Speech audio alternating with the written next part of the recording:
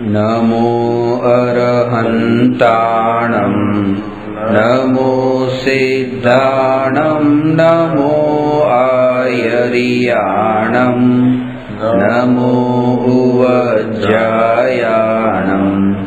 નમો લોયે સવસાહુણં.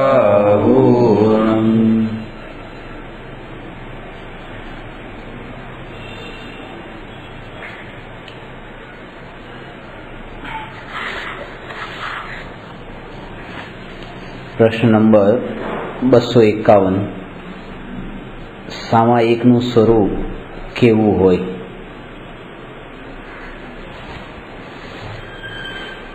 જૈન કુળમાં જન્મ લેનારાને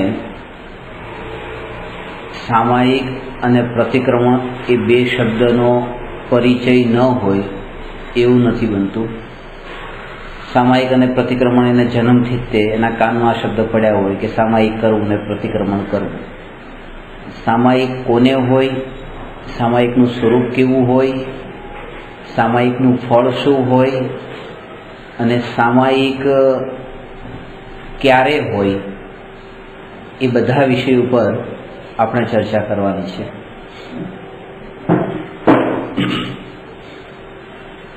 સામાયિકનો અર્થ છે સમયની પ્રાપ્તિ. સમયની પ્રાપ્તિ કરવાની જે પ્રક્રિયા છે એ પ્રક્રિયાનું નામ સામાયિક છે. ને સમયનો અર્થ, સમય શબ્દ જે છે એ બે શબ્દોનું મિશ્રણ છે, સમ અને અય. સમ વત્તા અય બરાબર સમય. સમનો અર્થ છે એકી સાથે. એકી સાથેનો અર્થ એ છે કે ટુગેધર. અને અયનો અર્થ છે, અયના ત્રણ અર્થ. એક અર્થ છે જાણવું, બીજો અર્થ છે ગમન કરવું ને ત્રીજો અર્થ છે પરિણમન કરવું. આ અય સંસ્કૃત ભાષાનો શબ્દ છે અને સંસ્કૃત ભાષામાં એવો નિયમ હોય છે, જેમ અંગ્રેજી અને ગુજરાતી ને બાકી ભાષામાં જાણવા માટે અને ગમન કરવા માટે અલગ અલગ શબ્દોનો પ્રયોગ થાય. જાણવા માટે ટુ નો અને ગમન કરવા માટે ટુ ગો. પણ સંસ્કૃત ભાષામાં જે શબ્દનો અર્થ જાણવું થાય એ શબ્દનો અર્થ ગમન કરવું પણ થાય, અને જે શબ્દનો અર્થ ગમન કરવું થાય એ શબ્દનો અર્થ જાણવું પણ થાય. એટલે બંને એક અર્થના માટે શબ્દ છે. એટલે આ જે અય શબ્દ છે એ અય શબ્દના બંને અર્થ થાય છે, ગમન કરવું અને જાણવું. અને એક એનો ત્રીજો પણ અર્થ થાય છે પરિણમવું. કારણ કે આ જે કાર્ય જે થઈ રહ્યું છે એ કાર્યનું નામ જ પરિણમન છે. એટલે એ રીતે જાણવું, ગમન કરવું અને પરિણમન કરવું. અને જે દ્રવ્ય એક સાથે જાણે, ગમન કરે અને પરિણમન કરે એનું નામ સમય છે. જો આપણે એમ કહીએ કે જે પરિણમન કરે, સમય સારમાં સમય શબ્દના બે અર્થ કર્યા છે. એક તો સમયનો અર્થ છે 6 દ્રવ્ય, વિશ્વ, અને બીજો અર્થ છે સમયનો અર્થ આત્મા. એટલા માટે, કારણ કે જો સમયનો અર્થ એટલો જ લઈએ કે જે પરિણમન કરે તે સમય, તો 6 દ્રવ્ય પરિણમન કરે છે. કારણ કે ગુણ અને પર્યાયનો જે સમૂહ છે એનું નામ દ્રવ્ય છે. એટલે પ્રત્યેક દ્રવ્ય નિરંતર પર્યાયથી પરિણમનશીલ છે. એટલા માટે પ્રત્યેક દ્રવ્યમાં પરિણમન થઈ રહ્યું છે અને પરિણમન કરે તે સમય, તો 6 દ્રવ્ય પરિણમન કરતા હોવાથી 6 દ્રવ્યોનો સમુદાય એવો જે આવું વિશ્વ, એ વિશ્વનું બીજું નામ છે સમય. બીજો અર્થ એવો છે કે જે પરિણમન પણ કરે અને ગમન પણ કરે એ સમય. તો પરિણમન 6 દ્રવ્ય કરે છે, પણ ગમન માત્ર 2 દ્રવ્ય જ કરે છે, જીવ અને પૂતગલ. એટલે જ્યારે જે પરિણમન કરે અને ગમન કરે એવો અર્થ લઈએ ત્યારે બે દ્રવ્ય જ આવે છે, જીવ ને પૂતગલ. અને જ્યારે એવો અર્થ લેવામાં આવે કે જે પરિણમન પણ કરે, ગમન પણ કરે અને જ્ઞાન પણ કરે, ત્યારે જાણવું, ત્યારે એ એકમાત્ર જીવ દ્રવ્ય આવે છે. એ એક સાથે આ કાર્ય થઈ રહ્યા છે. આ ત્રણે ત્રણ કાર્ય એક દ્રવ્યમાં, એક સમયમાં, એક સાથે થાય છે. એટલા માટે આ જે જીવ દ્રવ્ય છે એ ખરો સમય છે.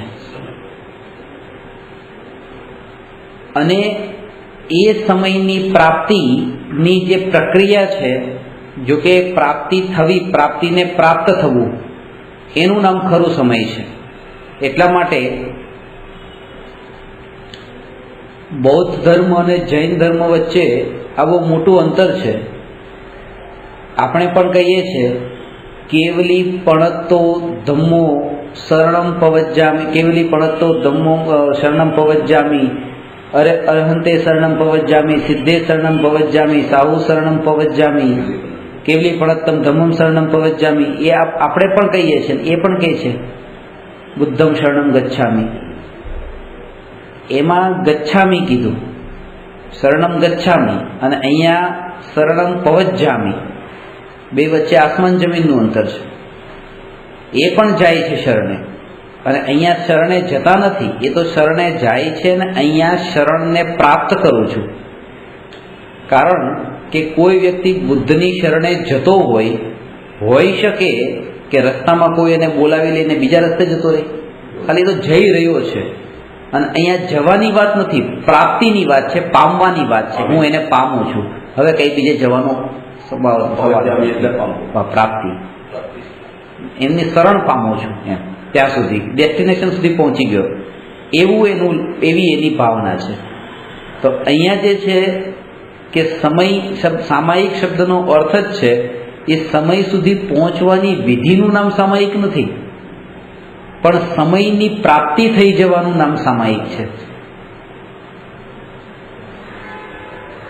અને એ સામાયિક જ્યાં સુધી નથી થતું ત્યાં સુધી એ વ્યવહારથી જે આ રીતે 48 મિનિટનો સમય નક્કી કરીને એક સ્થાન પર સંસારના વિષયોથી છૂટા પડીને, વિદ્યુત ઉપકરણો વગેરેનો ત્યાગ કરીને, હિંસાના સાધનોનો ત્યાગ કરીને અને બધાથી ઉદાસીન થઈને એક જગ્યા પર બેસીને સ્વરૂપનું ચિંતન કરે, એવા ચિંતનને તો વ્યવહાર સામાયિક કીધું છે.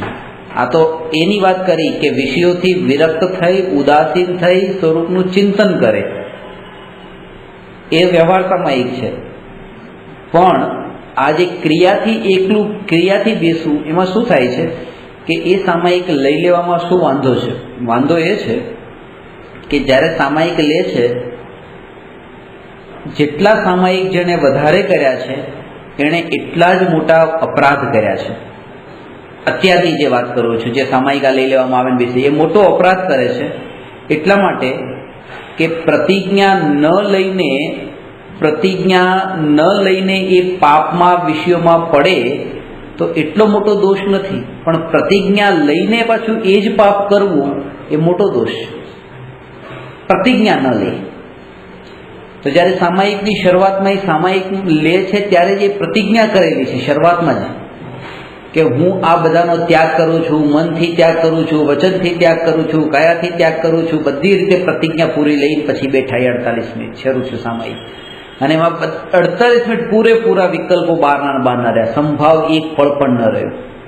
તો એ સ્થિતિમાં જે પ્રતિજ્ઞા લીધી એનો ભંગ થયો. એટલે કહે છે કે એ પ્રતિજ્ઞા ક્યારે કીધી, વ્રતાદિ ક્યારે કીધા, કે જ્યારે સમ્યક દર્શન પ્રગટ થાય પછી વ્રત કીધા, કે હવે એ દોષરૂપ નહીં હોય. કારણ કે સંભાવ તો રહેશે જ તે એ પ્રતિજ્ઞામાં. કારણ કે ન્યાયકનો આશ્રય જેને મળ્યો હોય એને અણુવ્રત અને મહાવ્રત એ સહજ હોય છે. એને એના માટે ત્યાં પછી એક વિકલ્પો કરવાની જરૂર નથી. એક ભૂમિ દશા એવી આવે કે એક ન્યાયકના લક્ષ્ય તે પરથી એટલા અંશે એ વિરક્ત થતો જાય અને છૂટો પડતો જાય. જેટલું એ સ્વભાવનું લક્ષ્ય આવે એટલું પરથી વિરક્તપણું એ સહજ થાય છે. એ એનું કાર્ય છે. અને સ્વભાવમાં સ્થિર થવું એ કારણ છે. બંને એક સાથે એક સમયમાં જ થાય છે. પરથી છૂટા પડવાનું અને સ્વભાવમાં સ્થિર થવાનું. પણ આ સ્વભાવની સ્થિરતા જે છે એનું કારણ બને છે અને પરથી છૂટા પડવું એનું કાર્ય થાય છે. આપણે ઊંધી પ્રયત્ન કરીએ કે પરથી છૂટા પહેલા પડી જઈએ અને પછી કારણની શોધમાં જઈએ. કારણ હાથમાં આવ્યા વિના. એટલા માટે વિધિ જે આ બતાવી છે કે અણુવ્રત અને મહાવ્રત પહેલા, પાંચમું અને છઠ્ઠા ગુણસ્થાન પહેલા સમ્યક દર્શન જોઈએ, ચોથું ગુણસ્થાન જોઈએ. સમ્યક દર્શન ન પ્રગટ થવાનું મૂળ કારણ જ આ છે. કારણ કે સમ્યક દર્શનની પ્રાપ્તિ માટેનો જે પુરુષાર્થ થવો જોઈતો એ પુરુષાર્થ ન કરીને પાંચમા છઠ્ઠા ગુણસ્થાનનો પુરુષાર્થ પહેલા ગુણસ્થાનમાં કર્યો. એના કારણે નુકસાન એ ગયું કે જે ચોથા ગુણસ્થાનનો માર્ગ જે મોકળો બનવો જોઈએ એ પણ કાંટાથી કંકણથી એવી રીતે ભરાઈ ગયો અને એ પણ અધૂરો રહી ગયો. એ માર્ગ પર પણ ચાલી ન શકે. લક્ષ્ય પરનું રહ્યું. લક્ષ્ય પરનું રહ્યું. જ્યારે વ્રતાદી ક્રિયા થઈ રહી છે એ ક્રિયા તલવારની ધાર પર ચાલવા જેવી છે. વ્રત, તપ અને ઉપવાસની ક્રિયા એ તલવારની ધાર પર ચાલવા જેવી છે. એટલા માટે કારણ કે એ ક્રિયા કરતી વખતે ક્યારે એ ભાવ થઈ જાય એનું કહેવાય નહીં કે આ મેં કરી, આ મારી ક્રિયા છે, મેં ઉપવાસ કર્યા, મેં વ્રત કર્યા, મેં સામાયિક કર્યા. એમાં ક્યારે પણ અહંકાર આવી શકે છે. અને જેને આત્માનો આશ્રય નથી એનો તો આવે જ છે. એટલે પહેલા આશ્રય બતાવ્યો. આત્માનો આશ્રય મળ્યા પછી એને આ જડ ક્રિયામાં એટલો રસ નથી. જડને ભગવાનની પૂજામાં આવે છે, શુભાશુભ કી જડતા તો દૂર, પરાયા જ્ઞાન વહા પર કી. આ જે ટેબલ ખુરશી વગેરે, આ શરીર વગેરે, ધન વૈભવ વગેરે જે પૂતગલ છે એ તો જડ. પણ એ જડમાં જે રાગનો ભાવ ઉત્પન્ન થયો, દ્વેષનો ભાવ ઉત્પન્ન થયો, મોહનો ભાવ ઉત્પન્ન થયો, આ ભાવ પણ જડ.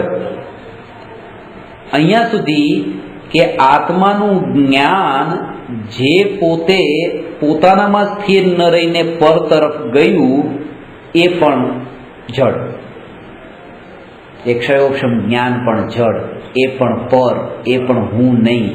હવે જે ક્ષયોક્ષમ જ્ઞાન જે આત્મા સાથે નિરંતર છે, અનાદિકાળથી છે, જાણવા રૂપે કાર્ય કરી રહ્યું છે, એ ક્ષયોક્ષમ જ્ઞાન પણ જ્યારે પોતાની કેટેગરીમાં ન આવે અને એના ઉપર પણ લક્ષ્ય નથી કરવાનું, લક્ષ્ય છોડાવે છે, તો આ શરીરની ક્રિયાનું જે લક્ષ્ય રહી જાય છે ને ત્યાં જ આત્માની પરિણતિ નથી જોવામાં આવતી.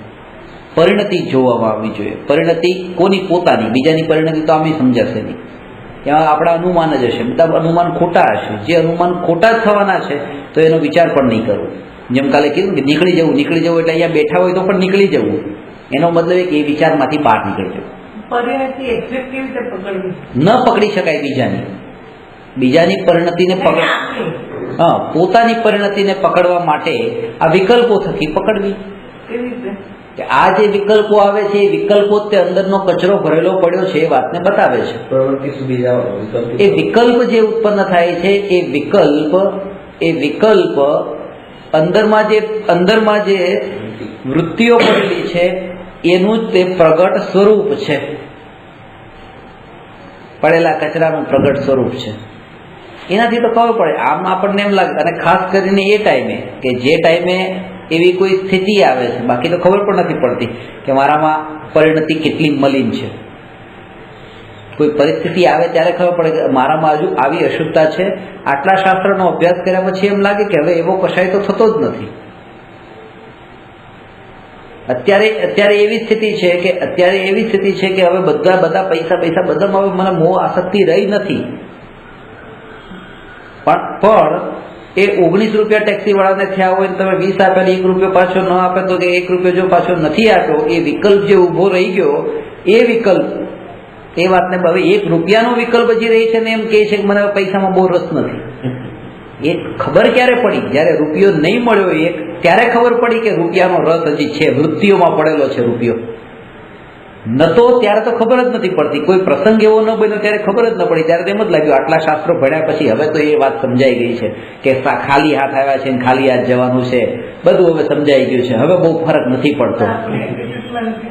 અંદરની વૃત્તિમાં ક્યાંય ફેરફાર નથી થયો. એની એ જ એક સાધારણ વ્યક્તિ જે ધર્મનું કંઈ ભણ્યો નથી, માંસ દારૂ પીવા વાળો છે, એની જેવી સ્થિતિ હોય છે એવી જ સ્થિતિમાં વર્તીને ઊભા રહી જઈએ છે. એ સમયે જે સમયે ખરેખર આ તત્વનો પ્રયોગ કરવાનો છે, ઘણી વખત તો એવું થાય છે કે એનાથી પણ બદતર અલગ થાય છે.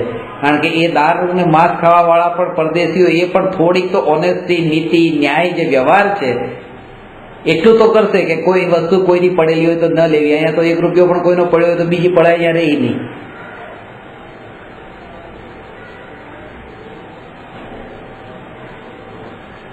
જેને આપણે આત્મીયતા કહી દઈએ કે આત્મીયતા છે, આત્મીયતા છે, એમાં શું, આ તમારી વસ્તુ છે, મારે આ વાપરવી છે, ચલો આ ઠીક છે, હવે આપણા બે છે, આટલો પ્રેમનો સંબંધ છે તો હું આટલી પેન ન લઈ શકું તો એમાં શું.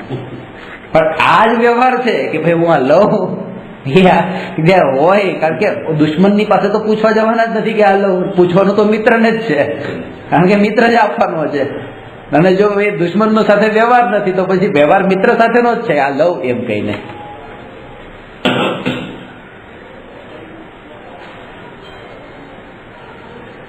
એનાથી બીજું કંઈ નથી થતું, એનાથી એક સંસ્કાર જ દ્રઢ થાય છે. એ જેમ છે ને, જેમ ખેતરને ખેડવાનું કામ જે થાય છે, આ બધા આ વ્યવહારને, આ નીતિ, આ ખેડવાનું કામ કરે છે. પણ એક છે કે બીજને રોપ્યું જ ન હોય અને ખેતર જ ખેડાતું રહે તો કાંઈ લાભનું નથી, કાંઈ કામનું નથી. એની જેવી સ્થિતિ છે કે જ્યાં પણ વ્યવહારનો એકલો ઉપદેશ અપાતો હોય એ એકલું ખેડવાનો જ ઉપદેશ આપે છે. જ્યાં એકલું આત્માનો જ ઉપદેશ હોય એ એકલા બીજને રોપવાનો ઉપદેશ આપે છે, પણ ખેડવાની વાત જ નથી.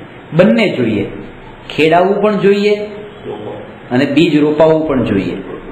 એ બીજ રોપાય એ પછી પાછા જો કોઈ એવા ઘાસ વગેરે એમાં ઉગી આવે તો એ પાછું બહાર પણ કાઢવું જોઈએ, દૂર પણ કરવું જોઈએ.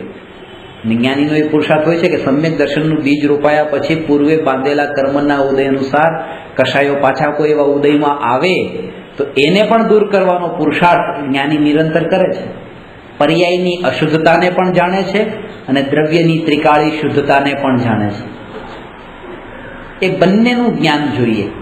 એ એકલું નહીં કે દ્રવ્ય શુદ્ધ છે એમ નહીં, પર્યાય આ અશુદ્ધ પણ છે. નહીં તો નિશ્ચયાભાસ થતા બહુ વાર નહીં લાગે.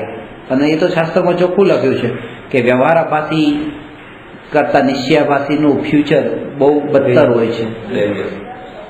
વ્યવહારાભાસી મરીને સ્વર્ગે જાય છે, નિશ્ચયાભાસી મરીને નરકે જાય છે. કારણ કે કરી શકતો નથી એમ માને છે. હું ક્યાં કયો ભાવ કરી શકું છું? અને જેટલા ભાવ એને એવા જ પ્રકારના આવ્યા, અશુભ ભાવો, જે રાગ દ્વેષના ભાવો, એ બધા ભાવો પણ એને એવા પ્રકારના જ આવે કે જે એને અધોગતિનું કારણ બને. છેલ્લી ઘડી એવા જ પ્રકારના પરિણામ. એક ભાઈ મારે ત્યાં સાંભળવા માટે આવ્યા, સાંભળીને 9 વાગે સાંભળ્યું, જિંદગીમાં પહેલી વાર આવ્યા હતા. ક્યારે એના ઘરના બધા આવે પણ એ ક્યારેય ન આવે. મેં ઘણી વખત કહેતો તો આવતા નતા, પછી એકવાર સામેથી આવી ગયા. સામેથી આવીને સાંભળ્યું, 9 વાગ્યા સુધી પ્રશ્નોત્તરી કરી, પ્રશ્ન પૂછ્યા, બધું. 11 વાગે ઓફ થઈ ગયા, ઘરે ગયા. પછી પહેલી વાર સાંભળવા આવ્યા, વાત પહેલી વાર સાંભળી, હાર્ટ ફેલ થઈ ગયું. એક પળ માટે એક એવો બોધ થઈ ગયો કે જો જેવી ગતિ થવાની હોય ને તો ક્યારેક એવું પણ બની જાય કે પરિણામ એને ઓટોમેટિક આવા ભાવ આવે. આખી જિંદગી નહીં સાંભળ્યું ને છેલ્લે સુધી આમ 9 વાગે મને એમ કે હવે તો હું રોજ આવીશ, આ જ કરવા જેવું છે. હું તો કંઈક ભ્રમમાં હતો કે અહીંયા કંઈક ઊંધું ચલાવો છે, પણ હવે તો ખબર પડી કે આ જ સાચું છે, આ જ સાચું છે.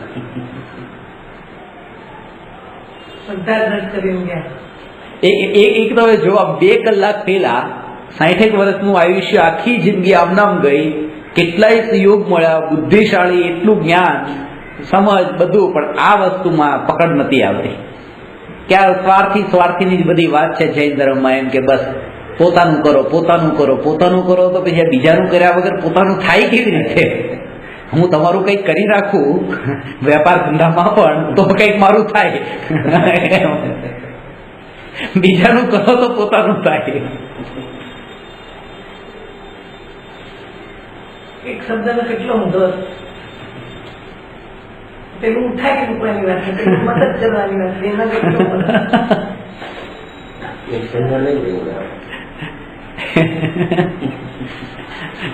હર્ષદ મહેતાએ શેર બજારમાં બીજાનું કેટલાનું કર્યું, બીજાનું કર્યું ત્યારે પોતાનું કર્યું ને. એટલે બીજાનું એનું કહેવાનું એમ કે બીજાનું કરો તો પોતાનું કરી શકો એમ, તો પોતાનું થાય, નહીં તો પોતાનું કેવી રીતે થાય.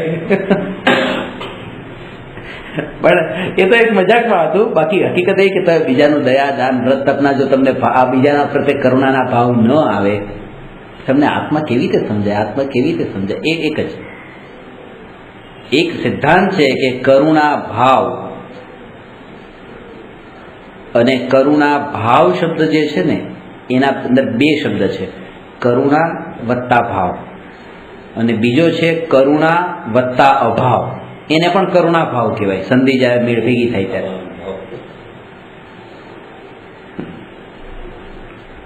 એટલે કરુણા ભાવ વિના ધર્મ સમજાતો નથી, અને કરુણાનો અભાવ થયા વિના ધર્મ પ્રગટ થતો નથી. આ બંનેનો સમન્વય જોઈએ. કરુણા ભાવ વિના ધર્મ સમજાશે નહીં. અહીંયા આવે તો કરુણા ભાવ, પણ ત્યાંય તે પાછું એ પછી પેલી જ કરુણા લઈને આવશે. અચ્છા, તો હવે તો જીવોને બચાવવાના ને, એમ નહીં. પોતાના આત્મા પ્રત્યે જેને કરુણા આવી એ અહીંયા સમજવા આવશે અને એને આ વાત સમજાશે. એટલે પોતાના આત્માની કરુણા, અને પછી એ કરુણા પણ રહેતી નથી, કારણ કે ખબર પડે છે કે આ પણ કરુણા કરવાને પાત્ર નથી. કારણ કે કરુણા ત્યારે ઉત્પન્ન થાય છે જ્યાં સુધી પર્યાય દ્રષ્ટિ રહે છે. દ્રવ્ય દ્રષ્ટિ જાગૃત થતા કરુણા ભાવ રહેતો નથી, ત્યાં તો બળ આવી જાય છે. કોઈ પણ જીવ પ્રત્યે કરુણા જો એ ક્યારે કે જ્યારે એની પર્યાય જોઈ ત્યારે, પણ અંદર અનંત શક્તિ ભરેલી પડી છે ત્યારે પછી એવો ભાવ નથી આવતો. એટલે કરુણાનો અભાવ સહજ થઈ જાય છે જેને જ્ઞાયકની પ્રાપ્તિ થાય છે. કરુણા તો ત્યારે જ આવે ને આટલો શક્તિશાળી ને છતાંય બસ એ પર્યાય ઉપર દ્રષ્ટિ ગઈ ત્યારે એકલું નિશ્ચય, બીજી માઇન્ડમાં તો બીજા નિશ્ચયના બળ ઉપર જ પર્યાય ઉપર જોવાય છે, ત્યારે જ કરુણા ભાવ આવે. ત્યારે આટલો શક્તિશાળી છે છતાંય આવું કામ કરે. બસ એટલા માટે આવું કામ કરે છે, એટલે પર્યાય આની આવી છે. બરાબર. અને એટલા માટે તે કે સમ્યક દર્શનની પ્રાપ્તિમાં જે નિર્વિકલ્પ અનુભૂતિમાં દ્રવ્ય એ દ્રષ્ટિનો વિષય છે, પર્યાય, પોતાની પર્યાય પણ નિર્વિકલ્પ દ્રષ્ટિની ના, એટલે એનું નામ જ કરુણા ભાવ છે, કરુણાનો અભાવ. જ્યાં એ કીધું ને ત્યાં, બાકી સમ્યક દ્રષ્ટિને પણ કરુણા તો હોય જ છે. જ્યાં આધારે જ કરુણા ભાવ આવે. આટલો શક્તિશાળી આત્મા છે, આવું કામ કરે છે, એટલે પર્યાય દ્રષ્ટિ ઉપર પર્યાય ઉપર જયારે દ્રષ્ટિ જાય, પણ આત્માના બળ ઉપર જ એને કરુણા આવે કે ભાઈ આટલો શક્તિશાળી. એ રીતે હોય તો હજુ પણ બરાબર છે, પણ આ તો એ શક્તિશાળી નથી. આજે જો આ એકેન્દ્રિય જીવો બિચારા કાંઈ શક્તિશાળી નથી, અને એને આપણે ખાઈ જઈએ છીએ. આમાં કોઈ એની શક્તિ જોઈ નથી, પણ શક્તિ વગરના ઉપર એ કરુણા તો આપણને આવે છે. પણ એવો જે ભાવ છે કે આ પણ જીવ છે એવું લક્ષ ત્યાં નથી. કોઈ જે છે ત્યાં આપણું પહેલું લક્ષ, આંધળો લંગડો કોઈ એવો ભીખ માંગતો હોય તો આપણને એવો ભાવ ત્યાં આવે છે કે આપી દઈએ. અનંત શક્તિ વાળો ભરેલો આત્મા છે અને આ ભીખ માંગી રહ્યો છે એવું નથી લાગતું. એ વખતે તો એ વાત નથી લાગતી, કારણ કે એવું જો લાગી જાય તો પછી એમ ખબર પડી જાય કે આજે હું કરી રહ્યો છું એ ભીખ જ માંગી રહ્યો છું. આ પૂતગલ પાસે સુખની કે મને આપને કંઈક સુખ આપને, હું આત્મા છું ને આ શરીર પૂતગલ છે. બીજા માટે મોક્ષ માર્ગની જે ટચની કરતો હોય ને, આમ ખરેખર આવી વાત આવે છે. મિથ્યાત્વમાં ઘણા બધા આમ ધુરંધર પણ છે, પણ ત્યાં પછી આવો વિચાર આવે કે જો કેટલી ભક્તિ કેટલી કરે છે છતાંય રોંગ ટ્રેક પર છે, ત્યાં કરુણા આવે. જૈન માણસ આટલું બધું મળ્યા પછી પણ વૈષ્ણવમાં એ કરુણા આવે. પણ આમ તો કરુણાનો અર્થ મને જ્યાં સુધી કે જે જીવ મોક્ષ માર્ગને ટચ નહીં કરે ત્યાં કરુણા ભાવ હોય. એ બધા કરુણાને પાત્ર છે. હા, એ બધા કરુણા. બાકી કરુણા ભાવ બીજા કઈ કરુણા ભાવ છે જ નહીં. આની પાસે જો પૈસા નથી, આની પાસે ખાવાનું નથી, આવો જે કરુણા ભાવ. અને કરુણા કરવાનો રાઈટ આપણને છે જ નહીં વિતરાગ સિવાય. કરુણા ભાવ આવે કારણ કે સ્વભાવ છે. આપણાથી પણ હીન બુદ્ધિના હીન આચરણ વાળા જીવો છે, એવું નથી કે નથી. મેં તો એવું જો કહેશું તો પછી ત્યાં મુનિરાજોને પણ કંઈક ને કંઈક તો દોષ છે ને, પોતાના હજી રાગ બાકી છે, તો કે એમને હજી અધિકાર નથી કરુણાનો, કારણ કે એ પોતે પણ હજી રાગવાળા છે. તો ભગવાન કરુણા કરે જે પૂર્ણ થઈ ગયા, અને ત્યાં તો કરતા નથી. એટલે એવું જોઈએ કે અધૂરી દશામાં જ આ કરુણા હોય ને પોતાનાથી જે ઊંચા છે એને આદર્શ માને અને પોતાનાથી નીચા હોય એના પ્રત્યે કરુણા કરે. પણ એ મિથ્યાત્વની ભૂમિકામાં પણ ઘણા છે ને. ઊંચા નીચાની જયારે ડેફિનેશન હોય એનો અર્થ એ કે જેમ કે પોતા જીવને ખબર પડે ઊંચા નીચે. ઊંચા નીચા પર્યાયની દ્રષ્ટિએ નહીં, પછી એ લજ્જત હિસાબે જે કરુણા કરવી એટલે હજી પરવા કહું એ કોઈ માંસ ભક્ષણ કરી રહ્યો છે તો એના પ્રત્યે આપણે કરુણા કરે, એના પ્રત્યે પણ કરુણા જ કરે. ના, તો દ્વેષથી ટળવું એટલે કરુણા કરવી છે. દ્વેષથી પણ ટળવું છે અને સમયવાળી વાત છે. ને કારણ આ દ્વેષથી ટળવું એટલે કરુણા કરવી છે. એ જ વસ્તુ છે. કરુણા કરવી એટલે શુભ. અશુભથી ટળવું એટલે શુભમાં જવું છે. આ શુભ છે, અશુભ નથી. દ્વેષ અને રાગ રાગ પણ આ શુભ રાગ છે. કરુણા પણ શુભ રાગ. અરે પેલો દ્વેષ તો અશુભ જ છે. દ્વેષ ક્યારેય બે પ્રકારના ન હોય, શુભ દ્વેષ ને અશુભ દ્વેષ ન હોય, અશુભ જ હોય. રાગ બે પ્રકારના હોય, શુભ રાગ અને અશુભ રાગ. નહીં એટલે કરુણા એ તો સમજાય મને, પણ કરુણા કરવી એ વસ્તુ જ આખી પરમાં ગયા જેવું જ છે. તો કરુણા પર હોય તો એટલા માટે એટલે જ કીધું છે. એટલે જ કરુણા શુભરાગ એટલે એમાં નીકળી જવું ત્યાં. અંતિમ ધ્યેય તો એ કે જયારે કરુણાનો ભાવ કોઈ વિતરાગતા પ્રકટ એ જીવ માંસ ભક્ષણ કરી રહ્યો છે અને એ વખતે પછી મેં સમાધાન કરી લેવા એ વિચાર કર્યો કે હજી એનો કાળ પાક્યો નથી, હજી એનો મોક્ષ માર્ગમાં આવવાનો કાળ પાક્યો નથી, એમ કરીને સમાધાન કરી લીધું. આ વિચાર એનો કાળ પાક્યો છે કે નથી પાક્યો, ક્યારે પાકશે, શું, આ કોઈ ખરેખર તો એનું નામ છે ખરી કે એ પોતાના આત્મા ઉપરની દ્રષ્ટિને ખરી કરુણા એ આવી કે તમારો મોક્ષ જ્યારે થવાનો હોય ત્યાં થાય. કાળ પાક્યો, કાળ અવધિ પાકી નથી પાકી, મારે શું લેવા દેવા, હું મારું કરું ને બસ. એટલે પરથી છૂટા પડી જવું, આ પોતાના ઉપર કરુણા કરી, આ પોતાના ઉપર કરુણા કરી. ખરી કરુણા કરી એ છે એના ભાવ પર ઉપર દ્રષ્ટિ નહીં કરતા. આ જીવ નરકે જશે, આ મરીને દુઃખી થશે એ વિચાર તો મારે કરવાનો નથી. પણ ચલો એ નરકે શું કામ જાય, એનો જયારે કાળ પાકશે ત્યારે મોક્ષે પણ જશે, આ વિચારે મારે શું કામ કરવાનો. સુપર્ણ કરવું, અસુપર્ણ નથી કરવાનું. પછી એ કરુણા ભાવ શુભ રાગ. બસ એ શુભ રાગ, એ શુભ રાગ. હા, બંનેથી જુદા એ શુભ રાગ. એ શુભ રાગ. બીજા ઉપર કરુણા કરીને એને દાન આપવું એ શુભ રાગ નથી. એ શુભ નથી. શુભ રાગમાં પણ પ્રકાર છે, પણ એ શુદ્ધનો રસ્તો મળે તો જ એ શુદ્ધને ટચ કરે છે. એ ભાવ છે શુદ્ધને ટચ કરે છે. અને શુભરાગ જે છે એ શુભરાગ ને શુદ્ધ ભાવનું કારણ કીધું, શુભ ને શુદ્ધનું કારણ કીધું, પણ ખરેખર શુભ એ શુદ્ધનું કારણ નથી. શુભ તો બાધક છે. કારણ કે જેને આપણે એને કારણ કેવી રીતે માની લઈએ આ વાત મને બિલકુલ નથી સમજાતી. એટલા માટે કે જ્યાં સુધી શુભ રહી છે ત્યાં સુધી શુદ્ધ આવતું જ નથી, એ તો પાક્કું છે. અને શુભ જાય પછી જ શુભ આવે છે, તો પછી એ શુભ ને પછી સાધન કેમ કીધું, એ તો બાધક જ હતું. કારણ કે હતું ત્યાં સુધી શુદ્ધ નતું મળતું. એના સિવાય જવાય તો જ જવાય, બાકી જવાય નહીં. અશુભમાં પ્રવર્તા રહીએ તો શુભનું વિચાર પડતા. શુભ કોઈ ઘણી બીમારીથી પીડિત થતો હોય તો એમાં જ્યારે એની બીમારી થોડી ઓછી થાય તો ઔષધિ કરાવવાને પણ લાયક થાય.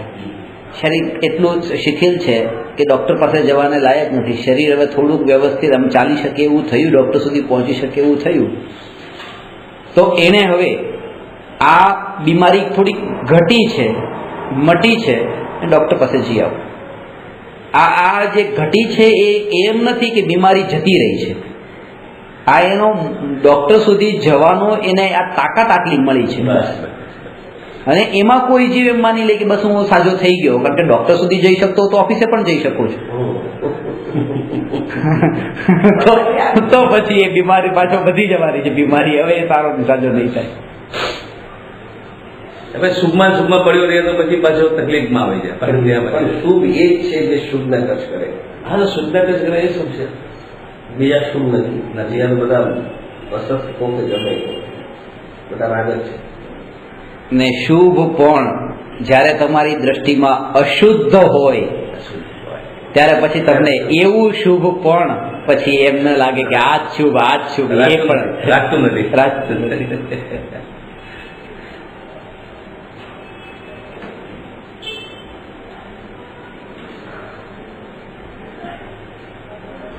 બહુ વખત પહેલા એક વાત કરે કે સમયસારનો અર્થ તમે આત્માનો કંઈક એવું કહેતા હતા, મને એ વસ્તુ સમજાણી. આ તો સમયનો અર્થ જ કર્યો નહીં, સમયસારનો અર્થ એ જે સમયનો અર્થ સમજ્યા હોય એ સમયસારનો અર્થ 30 સેકન્ડમાં સમજી શકે. એટલા માટે કે જે સમયનું વર્ણન કર્યું એ સમય મોહ રાગ દ્વેષ સહિત છે, એટલે ભાવ કર્મ દ્રવ્ય કર્મ ને નો કર્મ સહિત છે.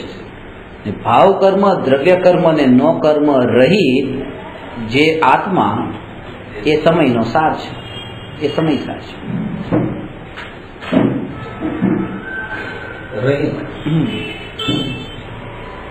દ્રવ્ય ભાવ કર્મ દ્રવ્ય કર્મ અને નો કર્મ એ ત્રણેય કર્મથી રહિત એ જે આત્માનું સ્વરૂપ છે એ સમય સાર છે.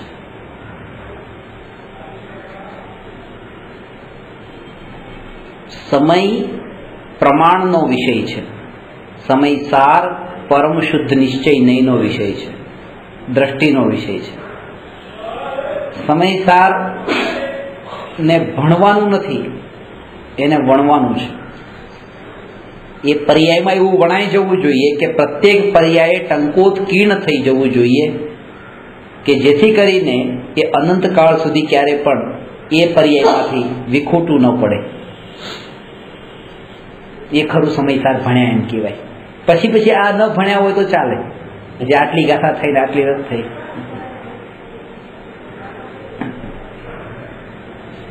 આ બહુ કામ લાંબુ છે, પેલું કામ બહુ ટૂંકું છે. આ સમયસાર અમે 10 વર્ષથી ભણીએ છીએ, પુષ્પાબેનને ત્યાં 10 વર્ષથી સમયસાર ભણીએ છીએ, પણ હજી સંવર અધિકાર સુધી પહોંચ્યા છે. 180 ગાથા થઈ 10 વર્ષમાં. અને આ જે સમયસારની ઉપલબ્ધિ 10 વર્ષ નહીં, એ એક સમયમાં થાય છે. એટલે એ સમયસારને ભણવું બહુ સહેલું છે, ભણવું બહુ અઘરું છે, પણ ભણ્યા વગર ભણે કોને? એટલે જાણ્યું હોય તો શ્રદ્ધા કરે ને, જાણ્યા વગર એક તો કરે કોનામાં? જે કરુણાનો ભાવ લોકમાં માને છે એ કરુણામાં પર ઉપરની દ્રષ્ટિ છે, અને પર દ્રષ્ટિ છે, પરનું પરાધીનપણું છે. એ કોઈ જીવ હોય તો કરુણા કરું, નહીં તો કરુણા કરવી કેમ?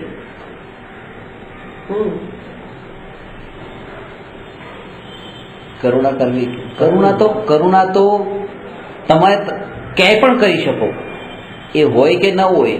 જે કરુણાનો અર્થ જ એ છે, એ ભાવ અંદરમાં પડેલો હોય છે, એ કરુણા નીકળી નથી જતી.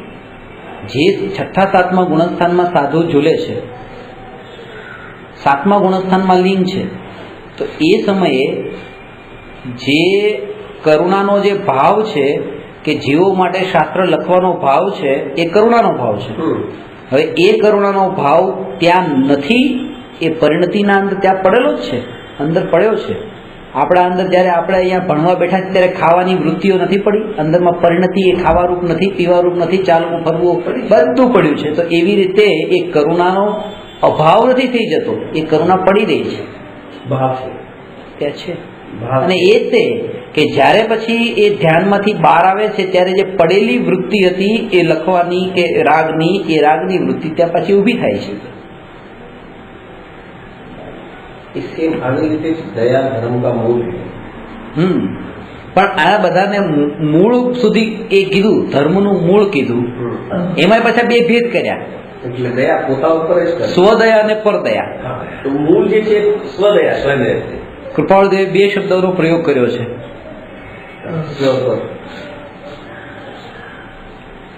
માત્ર મોક્ષ અભિલાષ એક ગાથા છે ને 38 હા, ત્યાં પાછું ત્યાં 10 પાછું 38મી ગાથા છે આત્મસિદ્ધિમાં. એટલે ભવે ખેદ પ્રાણી દયા ત્યાં આત્માર્થ નિવાસ. અને ભવે 108 નંબરની ગાથા છે. ભવે ખેદ અંતર દયા તે કહીએ જિજ્ઞાસ. 38મી ગાથા સુધી તો પ્રાણી દયામાં જ હતો. 108મી ગાથામાં અંતર દયા પર આવ્યો છે. પરદયા, પ્રાણી દયા એટલે પરદયા, ને એ જ અંતર છે જીવ અને આત્મા વચ્ચે. જીવ અને આત્મા વચ્ચે અંતર એ છે, જીવનો અર્થ બધા જીવ, જનરલી જીવ, આત્મા એટલે પોતે, બસ જીવ તત્વ છે એ પોતે, એ આત્મા. જીવમાં બધા જીવ આવશે ને એટલા માટે કીધું કે જીવ દયા પાળો, એટલે બધા જીવ. આત્મા ઉપર દયા પાળો ને, આત્માનો અનુભવ કરો, જીવનો અનુભવ નહીં. અનુભવ બીજાને નથી કરવાનો, આત્મા એટલે પોતે. આત્મા અનુભવ માટેનો છે અને આ જીવો દયા. જીવ દયા કરો અને આત્માનો. જીવ દયા ઉપર તો બહુ હોય છે, જીવ દયાનું ખાતું હોય છે.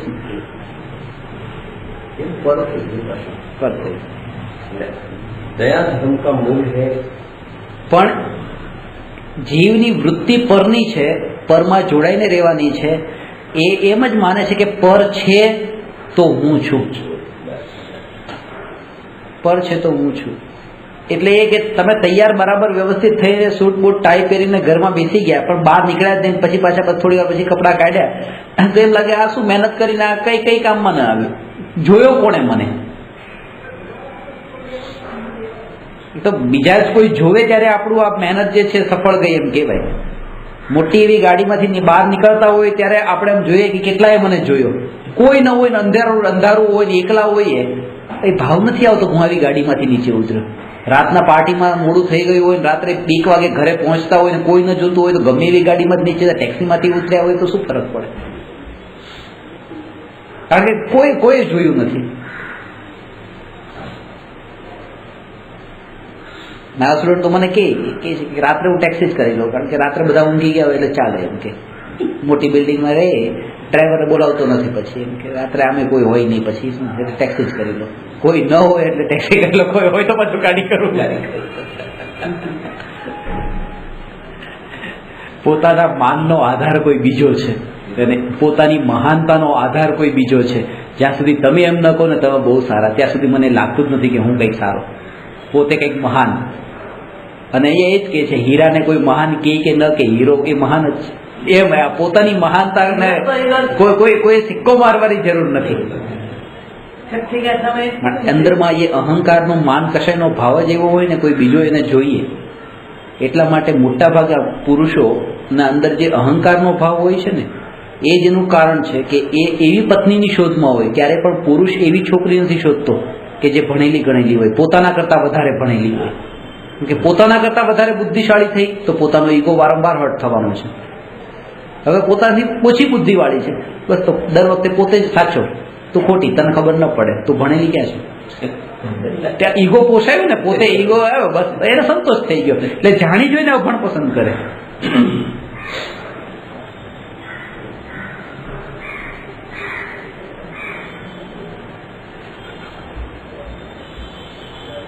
દયા ધર્મ કા મૂળ જે છે એ વસ્તુ ખાલી પોતામાં જ ઘટિત થાય છે. પોતાના બીજામાં પણ ઘટિત થાય, કારણ કે પોતાનામાં ઘટિત કર્યા પહેલા આત્માને તો જોયો નથી, પણ એટલું દેખાય છે કે આ જીવ કોઈ પાણી માટે તરસે છે, ભૂખ માટે અત્યારે તરસી રહ્યો છે, તો એ વખતે એવો ભાવ તો આવે છે એના પ્રત્યે, કરુણાનો ભાવ આવ્યા વગર ન રહે, કારણ કે હજી એ દશા નથી આવી ગઈ. એટલા માટે ભલે તમે કરો ન કરો એ વસ્તુ અલગ છે, પણ એ ભાવ. મેં પંડિત ટોડરમલજીની વાત તમને એકવાર કરી હોય તો, કે જ્યારે દેરાસર જતા હતા, એટલે કે પૂજા કરવા માટે જીના લઈ જતા હતા, ત્યારે એવી રીતે એમને જોયું કે કોઈ વ્યક્તિને પગમાં ઠેસ લાગીને પગના અંગૂઠાનો નખ નીકળી ગયેલો, તો ધોતી ને ખેસ ને એ રીતે પહેરીને ભગવાનની પૂજા કરવા જતો, જે વિધિવત. પોતાનું જે ખેસ હતું એને તે ફાડીને એમાંથી તે પછી પાટો બાંધી દીધો, પેલાને લોહી નીકળ્યું તેને. એની સાથે પણ કોઈ હતું. એ પાછા ઘર તરફ ગયા કે હવે ઘર તરફ કેમ જાઓ છો, પૂજા તો બાકી છે. કે મારી પૂજા થઈ ગઈ. કારણ કે આ જે નજરની સામે અત્યારે મેં ભગવાનને જોયા નથી, આ નજરની સામે જે દેખાઈ રહ્યું છે, જો એમાંય મને આટલી કરુણા જો ન આવે તો એ ભગવાન ક્યાં મને દર્શન આપવાના છે? જો અહીંયા આ ભગવાન મને દર્શન ન આપે તો જીવતો જાગતો ચેતન જે આ ભગવાન એ મને દર્શન નથી આપતો, ત્યાં મંદિરમાં કેવી રીતે મને? એટલે એટલી કોમળતા તો સહજ હોય, એને જોઈ શકે. કોને? જેને હઠ ન હોય. મારે પૂજા કરવી એટલે કરવી છે, મારે ઉપવાસ કરવો એટલે કરવો. આ હઠ છે. એને ખબર જ નથી. એ સાધનને જ એટલો પકડીને બેઠો છે કે સાધ્યને ભૂલી ગયો છે. હું તો બસ ટ્રેનમાં જ જાઉં, કે હું બસમાં જ જાઉં, હું ગાડીમાં જ જાઉં. પણ તમને આ સાધ્ય સુધી કોઈ પણ રીતે પહોંચાડવામાં આવતા હોય તો તમે એ સાધ્યને જોવો ને. સાધ્ય સુધી પહોંચી ગયા પછી પણ સાધનનો વિકલ્પ. હવે તમારું કામ તો થઈ ગયું ને, પણ તોય સાધનનો વિકલ્પ.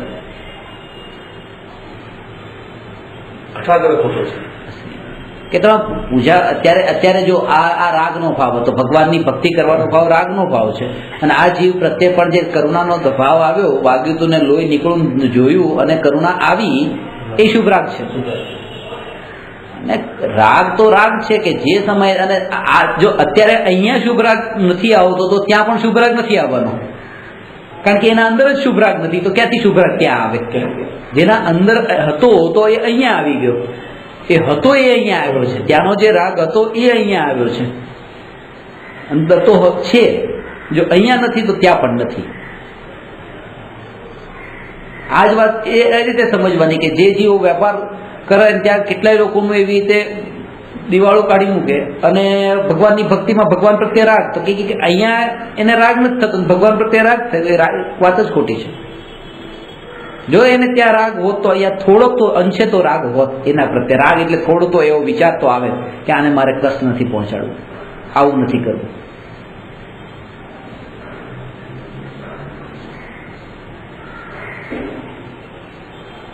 એ એટલા ટાઈમ માટે આપણને શાંતિ પણ લાગે, અનુકૂળતા લાગે, પણ એ લાભનું કારણ બને, પણ આગળ જતા એમ જો વિચારીએ તો એ બહુ દુઃખનું કારણ છે પાછું.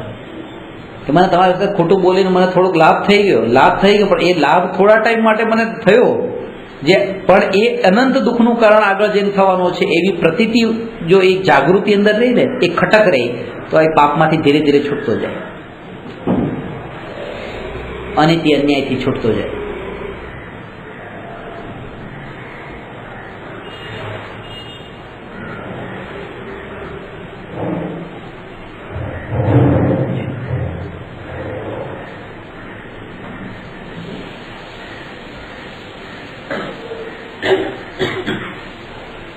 પોતે બતાવે મેં આટલા શાસ્ત્રો ભણ્યા, મેં આટલા તપ કર્યા ન હોય, કઈ શાસ્ત્ર પણ કઈ ના ભણ્યા પણ કઈ કીધું એટલે સામાવાળાને એમ લાગ્યું કે જો આટલા શાસ્ત્ર ભણ્યા, આટલા તપસ્યા કરી, જ્ઞાન ને ચારિત્રમાં આટલો ઊંચો છું, તો સહજ માનનો ભાવ આવ્યો, અને માન મળ્યું, ગમ્યું, બસ એના માટે થઈને આટલું ખોટું બોલ્યો, એને માન મળ્યું ને.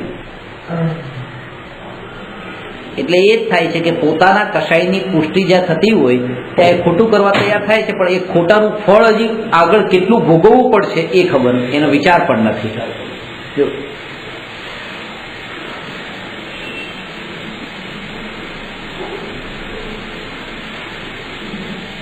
એટલે બે વસ્તુ, એક ક્રિયા,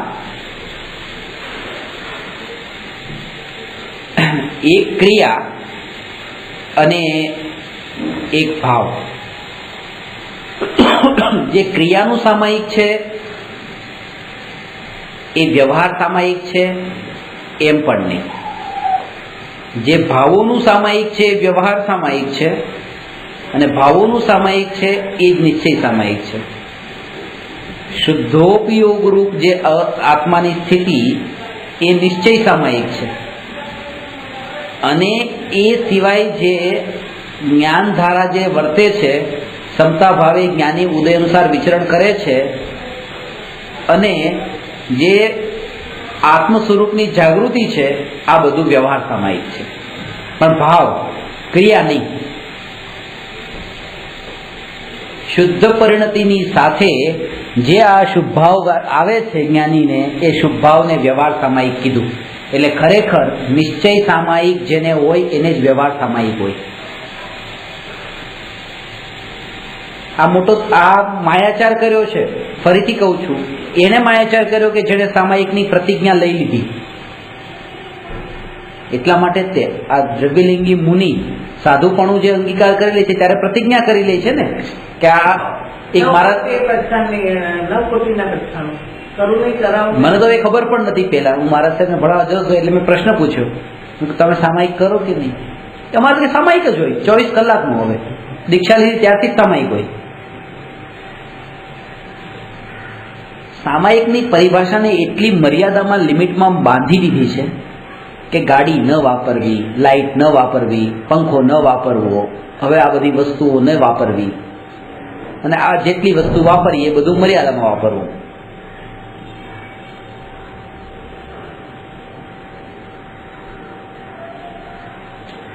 એ બધું મર્યાદામાં વાપરવું એટલે કે આ પાણી વાપરે કે જે કાંઈ પણ વસ્તુ વાપરે, આનું નામ સામાયિક.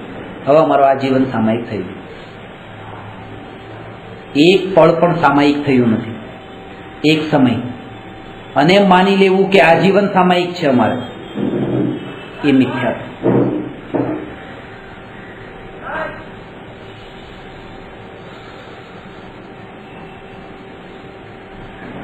જ્યારે આપણી ઊંઘ ખુલે છે ત્યારે ઊંઘ ખુલ્યાના અમુક સમય પહેલા એવો એક અણસાર અંદરમાં આવે છે. દરરોજ આવું થતું હોય. તમે જો પકડવાની કોશિશ કરશો તમને પણ પકડમાં આવશે. ઊંઘમાંથી ઉઠવાના અમુક સમય પહેલા એવો એક અણસાર થાય છે કે હું સૂતો છું, અત્યારે હું સૂતો છું, અને પછી આપણે જાગીએ છીએ, ચાલો જાગી જાઓ. એ સૂતો છું એમ નથી કે જાગેલો જ છું. સૂતો છું એ જે ભાવ છે ત્યારે જ આ ભાવ કહેવાય હું જાગી જાઉં.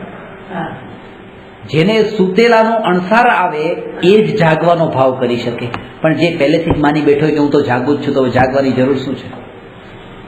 આ સ્થિતિ એની છે કે જે સામાયિક કરતા નથી પણ પહેલેથી જ માની લીધું કે અમારે તો સામાયિક હોય જ, તો હવે સામાયિકની જરૂર જ નથી. સામાયિક તો થઈ ગયું. સામાયિકમાં તો પ્રાપ્તિ થઈ ગઈ, માર્ગ પર નથી, પામી ગયા. હવે ક્યાં જવાનું થયું? હવે તો કઈ નહીં.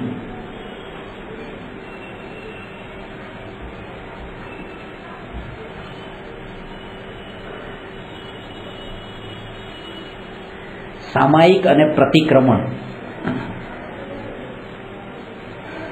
એ બંને એટલા ઊંચા અર્થના શબ્દો છે જે બિલકુલ આપણે લિમિટમાં બાંધી દીધા કે બસ આ 48 મિનિટનું સામાયિક ને સવાર સાંજનું 2 પ્રતિક્રમણ. શુદ્ધોપયોગ પ્રતિક્રમણમાં આત્મામાં ઉપયોગ જવો, પ્રતિ ટુવર્ડ્સ, અને ક્રમણ વળવું, પાછા વળવું. ક્યાં પાછા વળવું? કે પોતાના તરફ પાછા વળવું, કે જ્યાં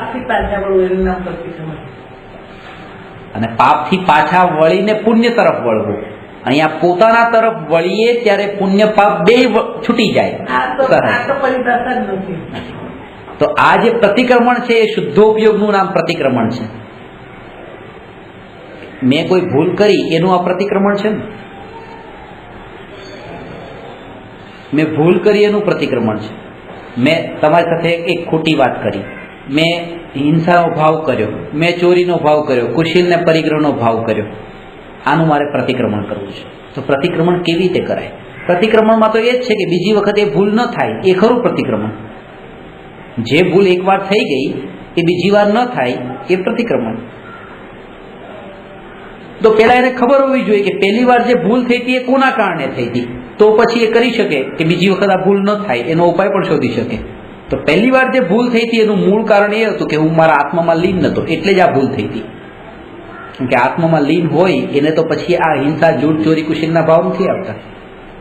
તો હવે બીજી વાર એ ભૂલ ન કરવા માટે હું આત્મામાં લીન થાઉં, એ ખરું પ્રતિક્રમણ છે કે હવે કોઈ ચાન્સ નથી એ ભૂલનું રિપીટેશન થવાના. એટલે શુદ્ધોપયોગ આત્માનું ધ્યાન એ પ્રતિક્રમણ છે. અને એ ધ્યાન જેને એક વખત થયું, શુદ્ધોપયોગ થયો અને જે પરિણતિ નિર્મળ થઈને 24 કલાક જે સંભાવ રહી એનું નામ સામાયિક છે. નિર્વિકલ્પ દશાનું નામ પ્રતિક્રમણ છે અને સવિકલ્પ દશાના કાળે પણ સામાયિક હોય. એ સામાયિક સવિકલ્પ.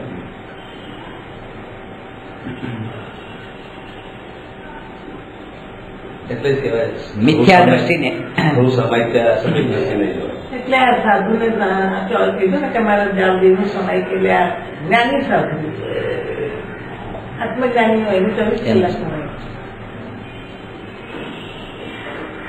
એટલે સમયસારમાં પ્રતિક્રમણને વિષકુંભ કીધો છે. ઝેરનો ઘડો, પ્રતિક્રમણ ઝેરનો ઘડો છે.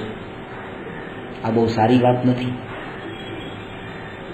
એટલે કે મારે તમને માફી માંગવી પડે કે સારી વાત છે, સોરી કહેવું પડે. સોરી ક્યારે કહેવું પડ્યું? જ્યારે ભૂલ કરી ત્યારે ને. એ સારી વાત નથી. અને પછી અમૃત કુંભ પણ કીધો છે કે જો હવે થઈ જ ગઈ છે તો આ પ્રતિક્રમણ એ ઊંચામાં ઊંચી વસ્તુ છે, કારણ કે એનાથી બીજું કોઈ વસ્તુ નથી જે બચાવે. એટલે પ્રતિક્રમણ કરવું જોઈએ, કોઈ મોટાઈ નહીં સમજી લેવી, પણ ભૂલ થઈ ગઈ હોય તો પછી પ્રતિક્રમણ કરવું. હા, પોતાના તરફ પાછા વળવું. આ જે ક્રિયા સામાયિકની છે એ તો અંતરનું જે સામાયિક છે એની યાદ અપાવે છે. ઉદાસીનતા આવી એટલે હાથમાં આપણે માળા રાખીએ છીએ, માળા ગણીએ છીએ. માળા ગણવામાં ભગવાનનું નામ નથી ક્યાંય, ભગવાન ક્યાંય નથી માળામાં, તો મણકા છે. પણ એ આપણને યાદ અપાવે છે. એ યાદ અપાવે છે. કોની યાદ અપાવે છે? ભગવાનની. હાથમાં એક આધાર હોય ને કોઈ તરફ. બજારમાં કોઈ વસ્તુ લેવા માટે નીકળ્યા, પેલા ગામમાં તો આવું કરતા, કઈ વસ્તુ બજારમાં લેવા માટે નીકળે તો કંઈક ફાળ્યું હોય, કપડું હોય, કંઈ લટકાવેલું હોય કે પહેરીને, તો એ કપડા ઉપર ગાંઠ મારી દે, ગાંઠ મારી નીકળે. એટલે ઓલી વસ્તુ જે છે ને એ યાદ રહે, એ વસ્તુ યાદ રહે. એ તરત આ ગાંઠ ઉપર ધ્યાન જાય તો ખબર પડે કંઈક વસ્તુ લેવા નીકળ્યો છું. આ ઉપાય પણ મને બરાબર નથી લાગતો. એનું કારણ છે, કારણ કે જે વસ્તુ ભૂલી શકે છે ગાંઠ પણ ભૂલી શકે છે. એ જ વાત અત્યારે છે કે જે ભગવાન ભૂલી જાય છે એ લોકો માળા પણ ભૂલી જાય છે, કારણ કે માળામાં કેટલી માળા થઈ યાદ નથી રહેતું પછી ત્યાં. કારણ કે એ જો એ ભૂલી શકતા હોય તો આ કેમ ન ભૂલી શકે?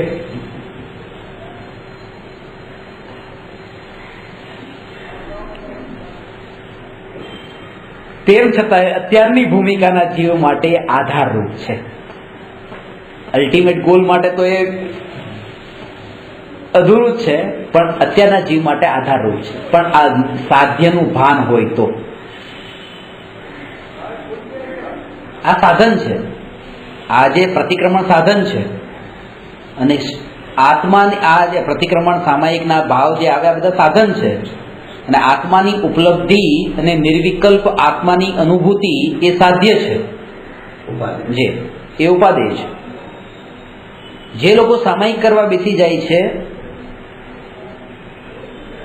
એ લોકોની સ્થિતિ એના જેવી છે કે ક્યાં જવાનું છે એની ખબર નથી ને બસમાં બેસી ગયા છે.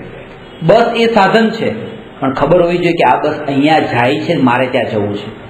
એને મોક્ષનું જવું છે કે આત્મામાં લીન થવું છે, એ કોઈ એનું જે ધ્યેય છે ધ્યેયનો નિર્ણય નથી, અને સાધનનું અવલંબન લઈ લીધું.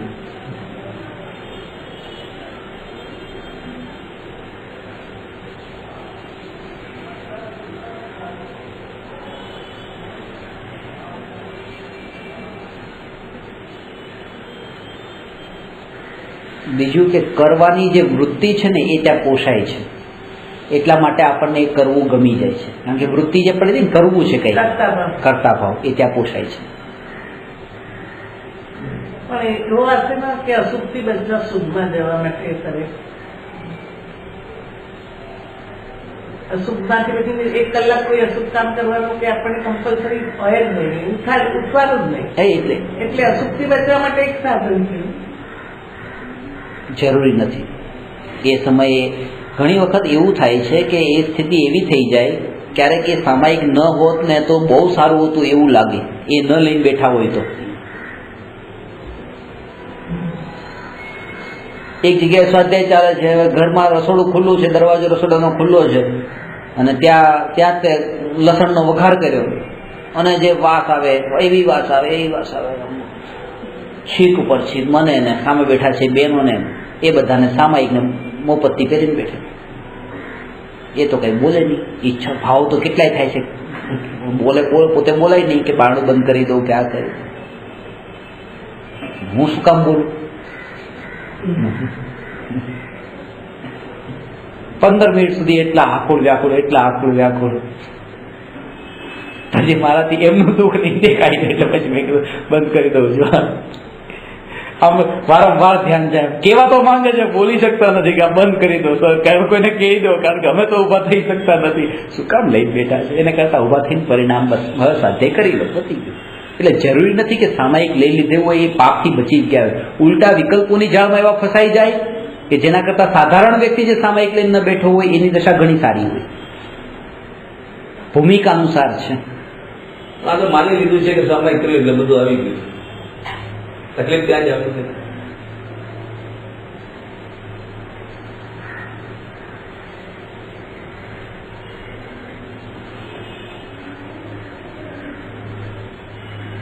કોઈ એવો બી પ્રશ્ન કરે કે આત્મા તો અમને અનુભૂતિ મૂકીને અમારે ન કરવું. એ જ ક્યારે થશે કે આત્માની અનુભૂતિ તો ક્યારે થશે? તો ક્રિયા કરશું તો કોક વિચાર આવશે કે બે ઘડી શાંતિથી બેઠા છે તમે વિચાર કરશો.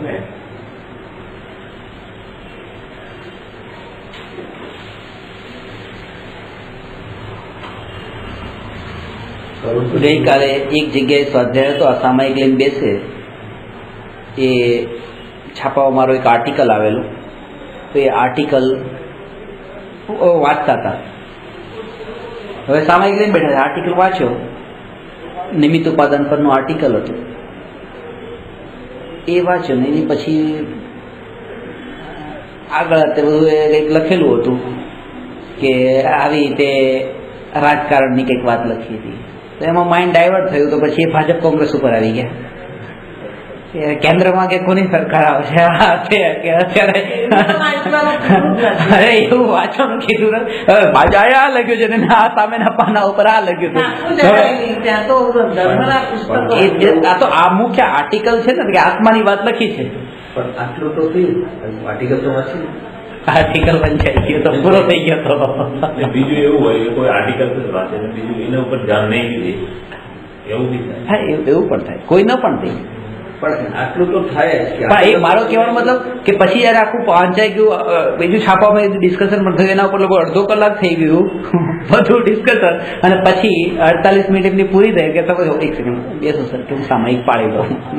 બરોબર છે, પણ આમાં 48 મિનિટ પૂરી અગર બીજા સમાચાર વાંચે એના કરતા 24 મિનિટ આર્ટિકલ તો વાંચે.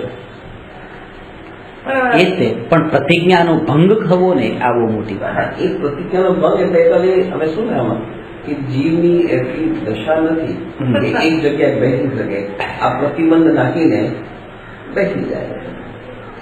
આ નુકસાન અત્યારે કંઈ નથી લાગતું. આ નુકસાન શું છે? અંદરમાં સંસ્કાર દ્રઢ થઈ ગયો કે મેં કંઈક ધર્મનું કર્યું.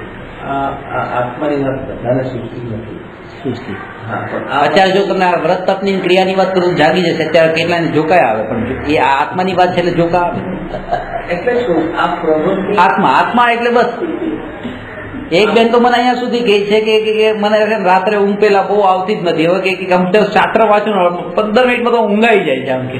આત્માને આમ ઊંઘ જ આવી જાય સીધી સ્લીપિંગ પીસ છે આત્માની વાત, ઊંઘ કરવાની ગોળી આત્માની વાત સાંભળો એટલે કે ઊંઘ આવી જાય આવે છે.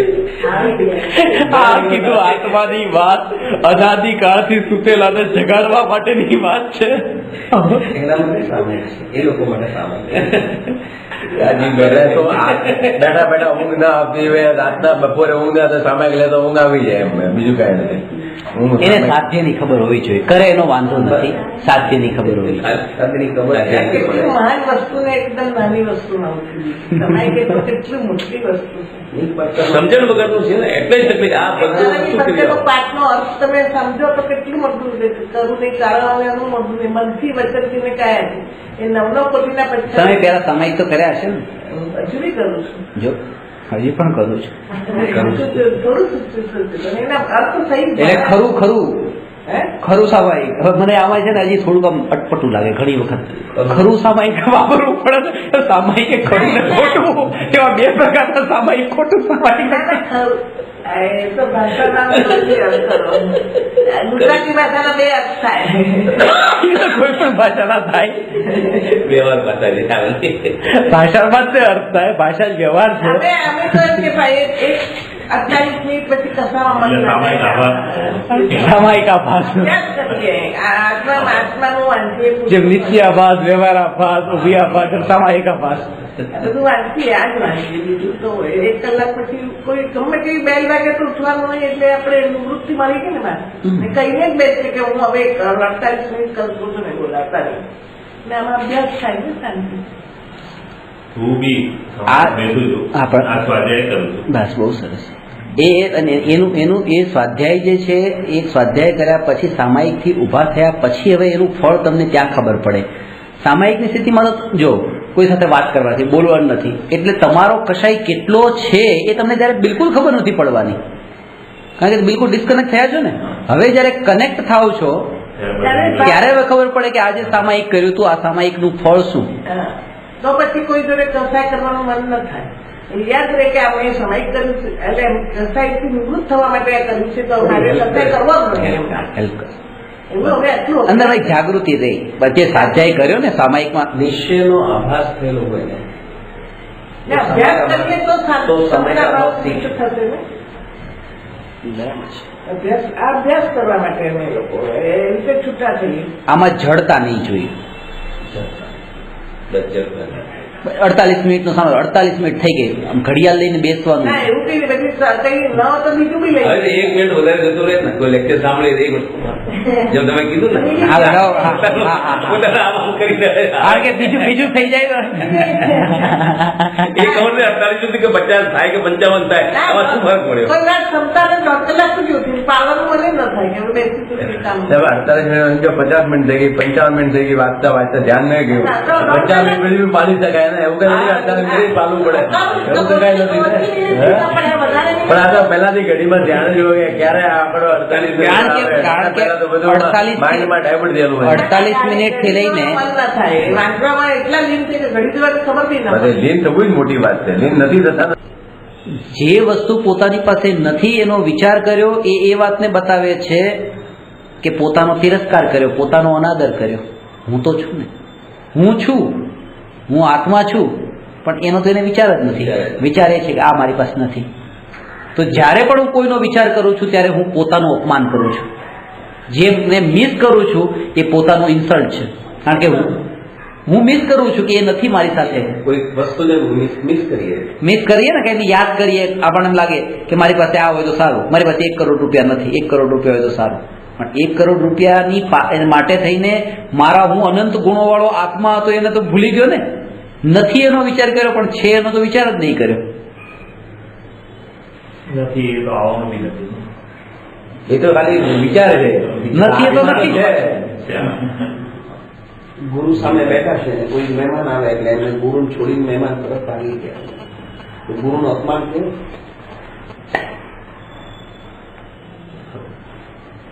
એના માટે એવું જ છે, ગુરુ એ પેલાના મહેમાન હતા, આ મહેમાન નવા મહેમાન છે, નવા મહેમાન પર વધારે ધ્યાન આપવાનું. એટલે એને વધારે તકલીફ નથી લાગતી. ગુરુને દેખીને આપવી પડે, ત્યાંથી બધું મળવાનું એ સમાધાન કરે. ગુરુ પેલાના હતા એટલે પેલા એમનો અપમાન, એ પેલા એમનું માન, પછી કોઈ બીજા આવે એનું સેકન્ડ, એનું માન, એ પણ પછી એનું માન. અને એ સમાધાન કરી નાખે, સમાધાન કરે. ઘણા લોકો મારી પાસે ભણતા ભણતા ઊભા થાય, પછી એક બીજા જાય, કોઈ આવે ને અડધો કલાક ઊભા થઈને વાત કરીને પાછા આવે, કોઈ આવીને તમે નહીં જાઓ. મને કે મેં તો આમાં અનાદર કરો છો કે ના, કે એ ત્યાંથી કંઈક તમને પેલા બહુ મોટું પેમેન્ટ આવવાનું હતું, એ આવશે તો અમે તમને આપજો, તો તમારો આદર થશે. નહીં તો તમારો આદર અમે કેવી રીતે કરીએ? આ તો એવી રીતે પૂજાની લાઈનમાં ઉભો હતો, એકડા મેં યાર બધે જગ્યાએ આપણે ખોટું કરતા હોઈએ, લાઈનમાં ભગવાનની લાઈનમાં તો આપણે ખોટું ન કરે ને, કમસે કમ વ્યવસ્થિત લાઈનમાં ઉભા રહે ને પછી જા ને. બોલે અહીંયા બી આપણે ક્યાં ખોટું કરીએ છીએ, આપણે પબ્લિક સાથે ચીટિંગ કરીએ છીએ. ભગવાન પાસે જઈને તો ભક્તિ બરાબર જ કરું છું ને યાર, ત્યાં બી લાઈનમાં બી તો ખોટું. આ ભગવાનની ક્યાં લાઈન છે? આ તો ભક્તોની લાઈન છે. ભક્તોની લાઈન સાથે હું ચીટિંગ કરું છું. ભગવાનની લાઈન જઈએ તો ફર્સ્ટ ક્લાસ બરાબર બાદ કાઢીને ભગવાનને મળી શકે, 10 મિનિટ વધારે મળી શકે. આ વૃત્તિઓ બધી આવી. બધી વૃત્તિઓ હોય, અહીંયા કરે તો ત્યાં કરવાનું છે, તો થઈ ગયું છે. આ પથ્થર ઉપર પાણી રેડવા જેવું છે, એટલે કઈ કામનું નથી એમ નહીં. થોડું થોડું થોડું થોડું પડે તો ક્યારેક એ નળ હોય, નળ એનો ચાલુ મૂકતા જે પથ્થર ઉપર પાણી પડતું હોય કાણું પડી જાય. પણ એ કેટલું એના જેવું છે. મિથ્યાત્વનો જે આખો જે પથ્થર જે ગાંઠ છે એવી મજબૂત છે કે એને આ 1 વાર કહીએ, 2 વાર કહીએ, 3 વાર કહીએ, પણ પાછું વચ્ચે વચ્ચે કે ના, શુભરાગ તો કરવું ને, શુભરાગને અત્યારે છોડવા જેવો નહીં કહો, અશુભને છોડવા જેવો કહો પણ શુભને નહીં. અચ્છા, તીવ્રને છોડવા જેવો કહો, મંદને નહીં કહેતા. મન છૂટશે જ નહીં. જો છૂટશે જ નહીં. આટલું દ્રઢતા છે કે મન છૂટશે જ નહીં. તીવ્રતા છૂટી જશે નહીં. રાગ કરવા જેવો છે, કરવા જેવો છે, ઉપદેશ બધે મળે છે. રાગ છોડવા જેવો છે. ભગવાનની દિવ્ય ધુનીમાં પ્રેમથી જીવવાનો ઉપદેશ જ નહોતો. સાસુઓ પોતાનો ઝઘડો લઈને ત્યાં જાય તો બેને એમ નતા કહેતા જાઓ પ્રેમથી હળી મળીને જીવજો, કહેતા 2 દીક્ષા લઈ લો ને વિતરાગી થઈ જાઓ. રાગ કરવાનો ઉપદેશ ભગવાનની વાણીમાં નથી, વિતરાગી થવાનો ઉપદેશ. તો ઝઘડા તો શાંત થઈ જશે. બાકી હળી મળીને રહો તો શાંતિ નહીં મળે, કારણ કે રાગમાં તો જયારે પછી એક તો મળશો ને વેલા મોડા, ત્યારે પાછું દુઃખ થશે રાગ થઈ ગયા પછી. એટલા માટે હળી મળીને રહેવું, પ્રેમ, એ ભગવાનની વાણી એ નથી શીખવાતી, એ તો વિતરાગી થવાનો ઉપદેશ આપે છે. અને જેને આ પ્રતીતિ થઈ ને એ હવે લપસતો નથી, એ દરેક પળે એટલો જાગૃત હોય છે. દ્વેષ માટે બહુ જાગૃત રહીએ છીએ આપણે. આ વાત તમે સમજો કે જો આપણે આટલા 2 વર્ષથી ઓળખીએ છીએ, આટલો આપણો સંબંધ છે, અને હવે હું દરેક પળે એ વાતની જાગૃતિ રાખું, તમે પણ જાગૃતિ રાખો. આપણા 2 વચ્ચે ક્યારેય પણ અણબનાવ ન બને, દ્વેષ ન થાય, દુશ્મનાવટ ન થાય, શત્રુતા ન થાય.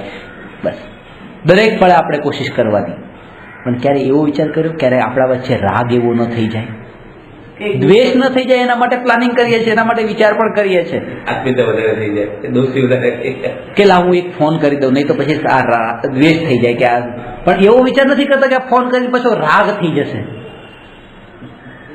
રાગ તો સહેજે ખ્યાલ નથી આવતો, જોઈ છે એ જ ગમે છે.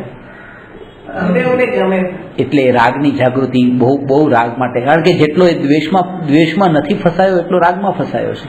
દ્વેષમાંથી તો છૂટી જાય છે ને. દ્વેષનો ટાઈમ કેટલો છે?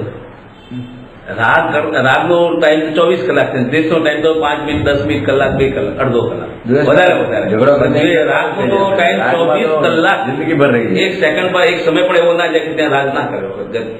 દરેક વસ્તુમાં વધારે ભસામણી તો રાગમાં જ છે. રાગ એ વસ્તુમાં થાય છે જે વસ્તુની મહિમા હોય. મહિમા છે, અને એ વસ્તુની મહિમા એટલે છે કારણ કે પોતાની મહિમા નથી. કે પોતે જયારે પોતાની મહિમા આવે ત્યારે પછી એ વસ્તુ પછી ત્યાં ગૌણ થઈ ગઈ. એમાં એવું હશે કે એના જોડે પોતાની જે મહિમા છે પોતાની એના વગર ચાલે નહીં એવો મહિમા જે છે એનો અંદર પોતે એકલો જીવી નથી શકતો એવો ભાવ હોય. કોકનો એને સહારો જોઈતો હોય. કાં તો ધર્મગુરુ કે ધર્મ મિત્ર કે ગમે તે પણ એકલું નથી જીવી શકતું હોય માણસ. એવું બી ઘણી વાર હોય. એકલા પણ નથી ગમતું, એને કોઈને કોઈ સાથે જોઈએ. સાથે જોઈએ એવી એક જાતનું અંદર ભરે કે ગમે તે એવું જાતનું હોય છે કોઈ. એટલે કોઈકની દોસ્તી કરે, 10ની ના કરે પણ એક કરે, એકની કરે. એટલે તે 10 લોકોને મળવા નહીં જાય પણ ઘરે એક ટીવી ચાલુ કરીને મૂકી દીધું, એની દોસ્તી કરી લીધી. બસ એકલું નથી રહેવું, ટીવી તો ઘરમાં જોઈએ. ટીવી જોઈ જોઈને બસ હું કોઈની સાથે છું, કનેક્ટ છું, બિલકુલ વિખૂટો નથી પડી ગયો. અહીંયા જેટલો ટીવીનો ક્રેઝ છે એવો દુનિયામાં ક્યાંય નથી. અમેરિકાના લોકો કૂતરા સાથે રાખીને જીવે છે, અહીંયા ટીવી રાખીને જીવે છે. અને અને પૂતગલ સાથે જે છે ને એ પૂતગલ સાથે તમે વર્તન કરો, વિવેકથી વર્તો, સંભાવ રાખો, એમાં હજી એટલું મહત્વનું નથી જેટલું ચેતન સાથે વિવેકથી રહેવામાં મહત્વનું છે. શરીર બીમાર થયું છે, ત્યાં બીમારી આવી અને તમે ક્ષમતાભાવ રાખી લીધો, કંઈ કશાય ન કર્યો, એ મહત્વનું એટલું નથી. પણ હું તમારી સામે કોઈ કશાય ન કરું એ મહત્વનું છે. કારણ કે આ શરીર ઉપર તો હું માનો દ્વેષ પણ કરી દઉં, સામેથી મને રિએક્શન કંઈ નથી આવવાનું, શરીર મને કંઈ કહેવાનું નથી, પણ તમારા ઉપર દ્વેષ કરું તો પાછું તમારી પાસેથી રિસ્પોન્સ મળે છે, ચેતન સામે રિસ્પોન્સ મળે છે. જડને તમે ગમે એટલી ગાળો આપી તો પતી ગયું, પણ ચેતનની સામે પાછું આવે છે ત્યારે તમે જોડાયેલા જ રહો છો. એટલે ચેતન સાથેનો જે વિવેક છે એ બહુ વધારે જાગૃતિ માંગે છે જડ કરતા. એટલે એમાં તો એનો આશય શું સમજાય? આનો આશય એ કે બંને સાથે, જડ સાથે પણ વિવેકથી વર્તો ને ચેતન સાથે પણ વિવેકથી વર્તો. અને જડ સાથે વિવેકથી વર્તો છો એ પણ પોતાના કલ્યાણ માટે. આમાં પોતાનું કલ્યાણ શું? આ જડ વસ્તુ છે અને હું વિવેકથી વર્ત્યો એટલે મેં આને વિવેકથી આ રીતે અહીંયા મૂક્યું. પૂતગલ સાથેનો વિવેક એ મારા આત્માની નિર્મળતાને બતાવે છે, કારણ કે મારા પરિણામમાં એટલી કશાયોની તીવ્રતા નથી કે હું આને આમ કઈ આમ મૂકી દઉં. એટલે પૂતગલ સાથેનો વિવેક, પૂતગલ સાથે વિવેકથી વર્તન કરવું એનો અર્થ એ છે કે અંદરની પરિણતિ એટલી તો નિર્મળ છે, કારણ કે અંદર જેવું અંદર પડેલું હોય છે એવું જ એ બીજાની સાથે વર્તનમાં આવે છે, રિએક્શનમાં આવે છે. એ અવિવેક જે છે પોતાનો અવિવેક છે, એને તો કોઈ નુકસાન થયું નથી. પૂતગલને તો કોઈ અપમાનનો કાગળ ફાડી નાખીને ફેંકી દીધો, પણ એને તો કઈ થયું નથી. અહીંયા અસર તો પોતાને જ થઈ છે.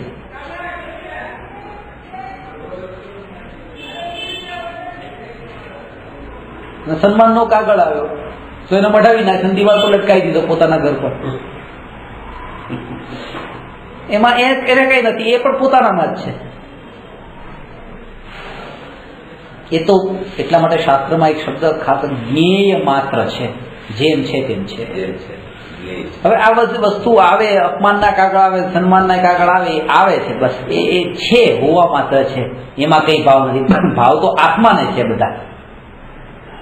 કોઈ આપણે બુરાઈ કરે કે બીજી કરે, ભલે કરે કેટલા દિવસ સુધી એનું કામ છે.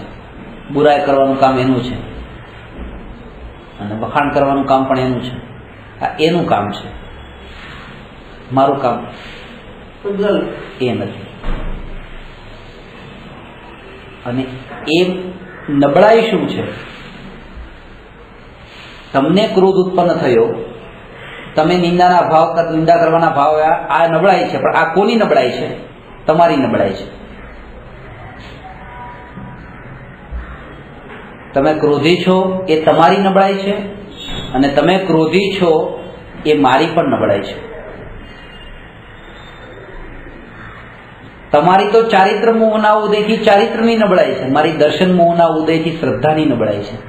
કારણ કે મેં તમને તમારા કર્મના ઉદય છે એમ નહીં જાણ્યું અને તમને જ ક્રોધી જાણી લીધા. આ પર્યાય છે. અને ત્રિકાળી આત્મા તો જાણી જ રહ્યો છે, જાણનાર જ છે, બીજું કઈ નથી કરતો. જયારે તમે કહો ને કે તમે આવા ભાવ કર્યા, આ ભાઈ આવા ભાવ કરે, એ કર્યા જ નથી. એ તો કોઈ ઉદય અનુસાર થયા છે.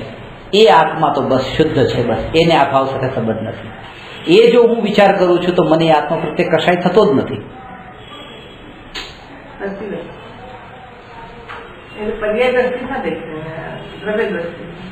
એ શું કરે, એ જ્યારે બધાના પોતપોતાના ઉદય છે, હું એક્સપેક્ટ કરું છું કે મારાથી વધારે હિંસા કરવા વાળો હિંસા છોડી દે, પણ હું પોતાની હિંસા છોડવા માટે વિચાર પણ નથી કરતો. હું એ અપેક્ષા રાખું છું કે લાદેન છે એ આવી હિંસાને છોડી દે, દાઉદ આવી હિંસાને છોડી દે, પણ હું પણ નાની હિંસા તો કરું જ છું એની બરાબર. તો એને કેમ છોડી નથી દીધો, એ છોડી દે એ આશા રાખું છું. પણ એ વિચાર કરે કે મારાથી અત્યારે નથી છૂટતી, આવા ઉદય છે એટલે નથી છૂટતી, એના પણ એવા ઉદય છે. હું પોતાની હિંસાને રોકી શકતો નથી, એના વિકલ્પો કરીને હું કશા ખોટા કર્મ બાંધું છું, એના વિકલ્પો કરીને જ તે. એટલે એ જ વિકલ્પ એના પણ આવે છે. આ વાત મને સમજાય છે, તમને કેમ નથી સમજાતી?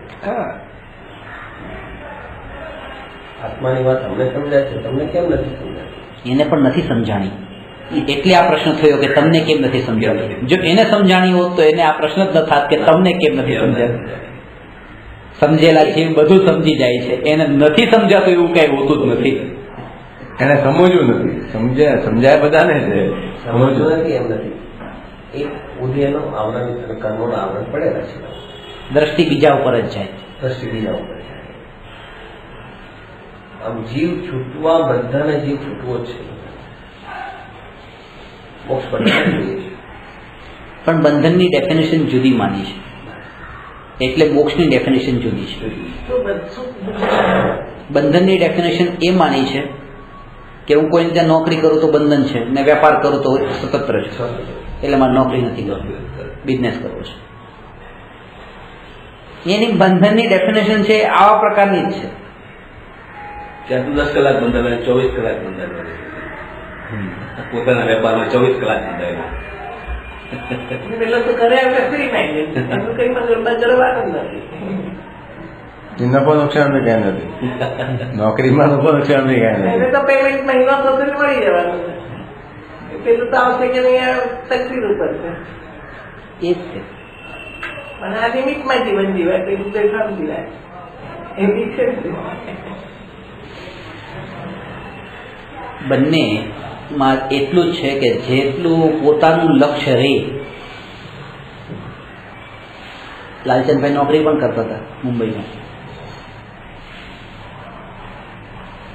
અને કૃપાળુદેવ વેપાર પણ કરતા હતા. નોકરી અને વેપાર કરતા પણ અંતરની પરિણતિના ઉપર ખાસ જોર છે. એક શું કરે છે એ મહત્વનું નથી, જોર એ જ છે. ક્રિયા ઉપર પાછું જોર નથી આપ્યું, તમે કઈ ક્રિયા કરો છો, તમારી જાગૃતિ અંદરની કહીને પરિણતિ કેવી છે, કેટલા બંધાઈને રહો છો. ત્યાં પછી તમે પોતાના મનને વ્યવહાર કહીને બચાવ નહીં કરતા કે તમારું મન થોડુંક વધઘટમાં સામાવાળાને પ્રાણને પીડા પહોંચે છે અને એ વસ્તુ તમે નથી છોડતા અને પકડીને બેઠા છો તો કે જા, એ ભાવ હજી નથી આવ્યો તો આ ખોટું છે. પણ કે ના એમ ન ચાલે, એવી રીતે જો કરવા બેસી તો પછી કમાણી શું થાય. આ જે માન્યતા છે એ માન્યતા હજી એ વાતને બતાવે છે, કારણ કે ગઈકાલની જેમ કે આ કરીએ તો જ તે કમાઈએ, નહીં તો કમાઈએ કેવી રીતે, કર્મના ઉદયથી નથી કમાતા એમ માને છે. સાચી વાત. તમે પેલા દાખલા ધંધાની વાત ધંધા વખતે, ધર્મની વાત ધર્મ વખતે. હા, ધંધામાં તો એમ જ ચાલે. તમે જેમ કહો છો કે મારું એનાથી કઈ કનેક્શન નથી, હું આત્મા છું, તો ક્યારે આ પણ થઈ જાય ને કે આપણે કેટલી વસ્તુઓ નેગેટિવ થિંગ્સ કરતા હોય ને આપણે આ સોચીએ કે નહીં એમ મારું તો એનાથી કઈ કનેક્શન નથી, બટ જોડાણ તો છે ને. મતલબ હવે મેં સમજો, આપણે એમ કહીએ છીએ કે હું આત્મા છું, મારું આ દુનિયાથી કનેક્શન નથી, જે પણ થાય છે એ ઉદય અનુસાર થાય છે, હું નથી કરતો. એટલે ત્યારે રોંગ થિંગ્સ પણ આપણે કરીએ ને આપણે આ સોચી લઈએ ને કે મારું એનાથી કઈ કનેક્શન જ નથી. એ જ સોચવાનું તમને કહે છે. એવું જો તમે સોચતા થઈ ગયા તો રોંગ થિંગના પછી વિચાર જ નહીં આવે. કારણ કે એ વિચાર અત્યાર સુધી આવ્યા છે કારણ કે ધ્યાન આ બધા તરફ ગયું છે. પણ જ્યારે હું આવો છું તો હું મારું જે nature, real nature, eternal nature જે છે એના ઉપર જ્યારે ધ્યાન જશે તો પછી કશાયો જ નહીં થાય, એવા ખરાબ ભાવો જ નહીં આવે.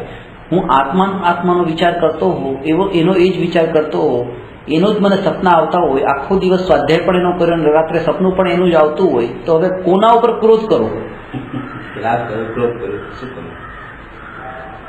કોને નીચો પાડો? બધા આત્મા સમાન છે. કોની સાથે માનનો ભાવ કરો? ચિંતન સાથે જોઈએ ને. માયાચારી શા માટે કરું? કારણ કે મને કઈ નવું મળતું નથી, જે છે એ જવાનું નથી, તો માયાનું પ્રયોજન શું? ને લોભ પણ તેનો પરિપૂર્ણ ને લોભ શેનો? મારી પાસે છે બધું સહજ આ એક દ્રષ્ટિ અંદરમાં એક આવી જાય ને બસ હું તો આ જે ક્ષણિક છે એ અનાદિ અનંત કાળની બરાબરીમાં એક વીજળીના પલકારા જેવું લાગે. વીજળીના પલકારા જેવું લાગે. અનાદિ અનંત ધારા પ્રવાહથી વહેતો જે આ કાળક્રમ છે એ કાળક્રમ વીજળીનો પલકારો છે ને એ લાગી ગયો કે આ વીજળીના પલકારાની જેમ જ છે, એથી વધારે કંઈ નથી. એનું નામ જ ક્ષણિકનો બોધ છે. આ જે તમારી પાસે કરોડો રૂપિયા હોય કે ઘર હોય, ગાડી હોય, છોકરા હોય, આ બધું વીજળીનો પલકારો છે. આ એક ક્ષણ છે. એ એક ક્ષણ અત્યારે તો આપણને બસ ઘણી ક્ષણ સુધી લાગે છે, એટલા માટે એ મારા લાગે છે.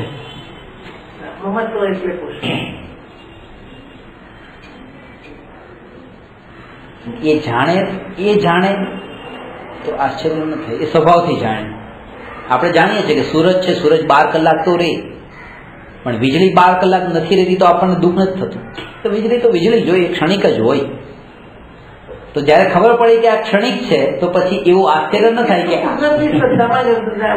વીજળી એવો લાગવો જોઈએ. તો એ ક્ષણિક નો બોધ કે જે વીજળી ક્ષણિક છે આ ક્ષણિક છે. આ બધું ક્ષણિક છે એવું બોધ નથી થતો. એ ટોળામાં રહીને પણ એનાથી જુદા છો, અને જે કંઈ પણ મળેલો છું એમ માનવું આ બધો ભ્રમ છે. આ સ્વભાવને કેન્દ્રિત કરવા માટે આ બધું ગૌણ થઈ જવું જોઈએ. જેમ અર્જુનને પક્ષીની આંખ વિંધવાનું કીધું તો એને આંખ જ દેખાણી, બીજું કઈ ન દેખાણું. ટીકી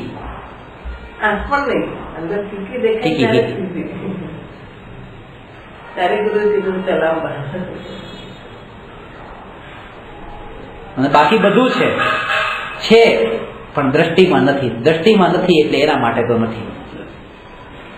કારણ કે અનાદિકાળથી આત્મા છે પણ આપણા માટે દ્રષ્ટિમાં નથી એટલે નથી, એટલા માટે સુખ પણ નથી.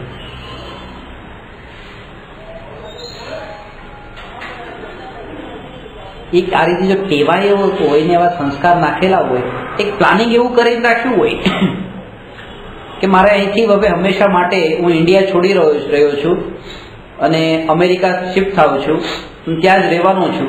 અજાણ્યો પ્રાંત છે, અજાણ્યું ગામ છે, અજાણ્યા લોકો છે, અજાણી ભાષા છે, અજાણ્યું ખાવા પીવાનું છે, વાતાવરણ પણ અજાણ્યું છે. આ બધું જ જવાનું છે.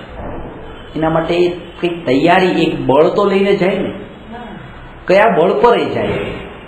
અને આ સ્થિતિ છે વહેલી મોડી 2, 5, 10 વર્ષે દરેક જીવની એ સ્થિતિ આવવાની છે.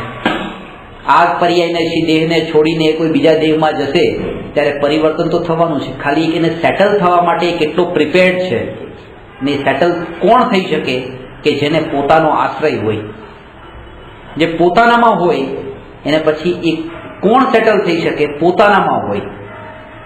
હું ઊંઘમાં એવો લીન હો અને તમે મને રૂમમાંથી પછી દવાખાનામાં લઈ જાઓ કે દવાખાનાથી સ્મશાનમાં લઈ જાઓ, આઈ એમ રેડી. કારણ કે હું એ બધામાં લીન નથી જ્યાં જ્યાં તમે લઈ જાઓ છો. હું બસ ઊંઘમાં જ લીન છું. તો એમાં જે આત્મામાં લીન છે, આત્મામાં જ લીન છે, એની જે તૈયારી હોઈ શકે કે દરેક જગ્યાએ રહી શકે. કારણ કે એમાં જ્યાં જગ્યા પર ગયો છે ત્યાં લીન થયો જ નથી, એટલે એને રહેવામાં ત્યાં વાંધો નથી. જે સ્થાન પર હું રહું છું એ સ્થાન પર જો હું લીન ન થતો હોઉં તો એ સ્થાનને છોડવામાં મને કોઈ વાંધો નથી. એકનો આશ્રય છે. એટલે આ અનેક પ્રકારના ભેદોથી, આ ક્ષેત્રના, કાળના, આ પરદ્રવ્યના અને આ રાગાદી વિકારી ભાવ, આ બધા દ્રવ્ય ક્ષેત્ર કાળ ભાવથી એ છૂટો પડી. એ રહી શકે. પોતાના વૈભવનો જ્યારે વિકલ્પ થયો કે આની સાથે છું ત્યાં જ આગળ જઈને કોઈ બીજા નવા વિકલ્પોને જન્મ મળવાનો છે. અત્યારે તમે મારી સાથે છો, એ સાથે છો ત્યારે હવે આગળ જઈને વિકલ્પ કે તમે મારી સાથે નથી, હવે મારી સાથે તમે નથી, હવે પાછા ક્યારે સાથે મળશો? પેલા તો મળ્યા હતા, હવે કેમ નથી મળતા?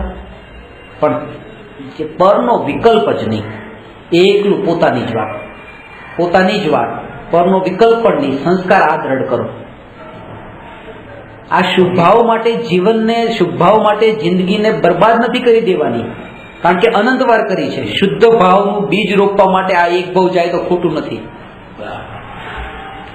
એટલે શુભભાવ નહીં કરવો. તમે તો હાથ સમજો છો એટલે તો તમારી સાથે મને કહેવામાં આનંદ પણ થાય છે. કોઈ છે એક ગણધર તો બેઠા છે કે સમજી શકે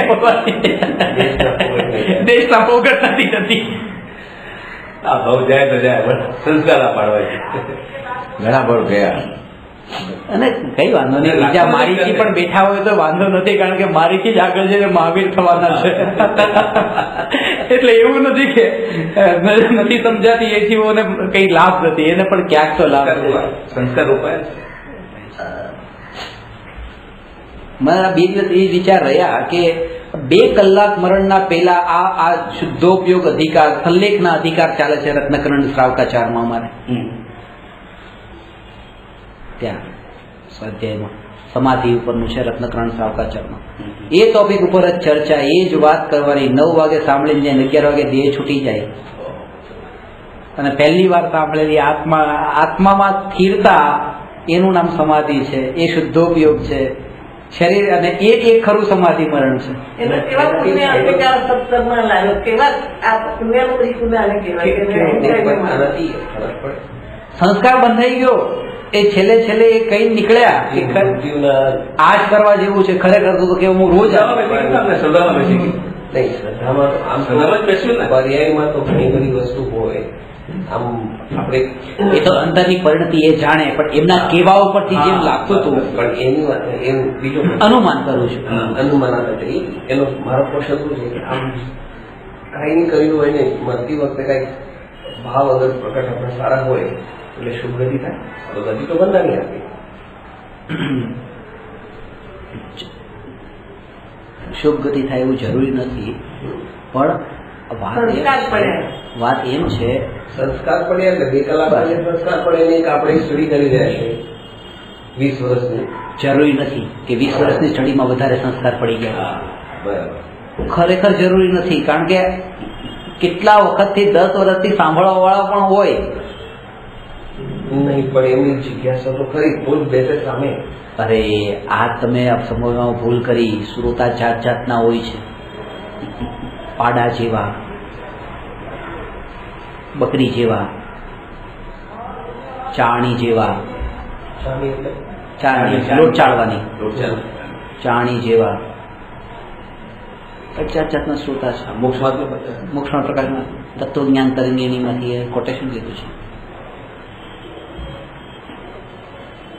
પાડો પાણી પીવા જાય તો પાણી પીવે ઓછું અને આખું બગાડી મૂકે, ડોળી મૂકે, અંદર ઉતરે, બીજાને પીવા લાયક ન રહેવા દે. એવી રીતે કોઈ શ્રોતા સાંભળવા જાય, આખી સભાને ડોળી મૂકે, પોતાનું કલ્યાણ ન કરે, જાતના એવા પ્રશ્ન પૂછે, તર્ક વિતર્ક કરે, બધું ગંદુ વાતાવરણ કરી દે. કોઈ બકરી જેવા હોય, બકરી જેમ શાંતિથી આમ નીચે માથું કરીને પાણી પીવે, એવી રીતે કોઈ વિનયવાન થઈને ગુરુ પાસેથી જ્ઞાન લે. આ બકરી જેવા શ્રોતા. કોઈ પાડા જેવા શ્રોતા, કોઈ ચારણી જેવા શ્રોતા હોય કે જે ચારણી જે હોય એ લોટ દળો કરે, ચાળે તો લોટ ચાળે ત્યારે લોટ છે બધો નીકળી જાય અને જે ઉપરનો કચરો છે એ બધો એમાં ચારણીમાં રહી જાય. એટલે કોઈ એવા હોય કે જે ન ગ્રહણ કરવા જેવું હોય એ બધું ગ્રહણ કરીને જાય અને ગ્રહણ કરવા જેવું બધું કાઢી જાય. એ ચારણી જેવા શ્રોતા છે. કોઈ પોપટ જેવા શ્રોતા બતાવ્યા છે કે યાદ બધું જ કરી લે, પણ એનો અર્થ ન ખબર હોય કે આ રામ આત્મ રામ એટલે શું, એ રામ રામ રામ કરે ખબર ન હોય. આવા તો 25-30 દ્રષ્ટાંત આપ્યા છે. એમાં જાતના શ્રોતા. જરૂરી નથી કે જે આ વાત કાનમાં પડી વધારે સમયથી જેને સાંભળી હોય એને વધારે સમજાણી હોય, એના સંસ્કાર વધારે દ્રઢ થયા હોય, લક્ષ પાછું ન બંધાણું હોય ને, એ વાત એ છે. છતાં એમ લાગે કે આપણને વસ્તુ માણસને ઇન્ટરેસ્ટ નહીં હોય તો રોજ નહીં એ જ પણ એ ઇન્ટરેસ્ટ આનો છે એટલે રોજ આવે છે એવું નહીં સમજતા. તમે તમારી બુદ્ધિથી વિચાર કરો છો, હું મારા અનુભવથી એક વાત તમને કહું છું.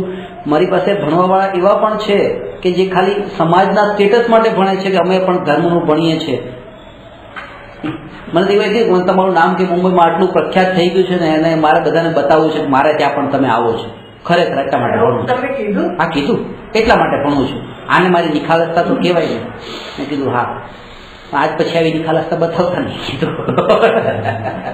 એકવાર બતાવી ગગડી થઈ ગઈ કે હા કે મને ખરેખર કહું છું ને, આમાં રસ કઈ પડતો નથી. તમે સમજાવો છો કઈ સમજાતું નથી, અને ભણું છું 6 વર્ષથી. પણ આ બસ કે મારે ત્યાં પણ તમે આવો છો, એ વાત મને અત્યારે સમજાણી. બતાવવા મળે જરૂરી નથી કે બધા એના માટે કે બીજાનું. અને આવા જીવ તો બહુ બિરલા હોય છે જે તમે કહો છો ને આ સાંભળવા માટે આત્માના દક્ષ છે. કે જો ધનરાજભાઈ 4 વાર ફોન કર્યો, હવે એકવાર એની જે કેવું લાગે, ચલો જી આવીએ. આટલી વખત કહે છે ન જે કેવું લાગે. હવે હું આ બિલ્ડિંગ સુધી દૂરથી આવતો ને એ બેસતા હોય ને એ પછી અહીંયા ઉપરની બિલ્ડિંગમાં રહેતા એ ન આવે તો કેવું લાગે, ચલો જઈ આવીએ. આ બધું એવું છે. આ એવું નથી કે આત્મામાં રસ પડી ગયો છે એટલે સાંભળે. એકન ક્લાસ મિસ નહીં કરે, બધા ક્લાસમાં આવશે. પણ જરૂરી નથી કે કોઈ જીવ આજે પહેલી વાર આવ્યો હોય એના સંસ્કાર ઓછા પડ્યા હોય, એમના વધારે પડી ગયા, કારણ કે લક્ષ્ય એ નતું ને.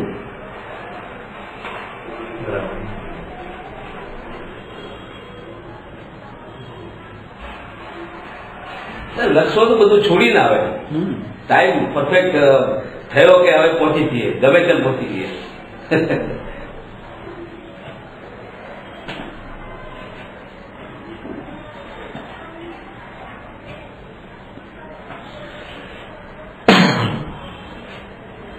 એક બેન પેલા પ્રવચનમાં બેસતા, પછી એના હસબન્ડ નતા બેસતા, હવે એ બેસતા થયા. મેં કહ્યું તમે બેઠા, મને આનંદ થયો.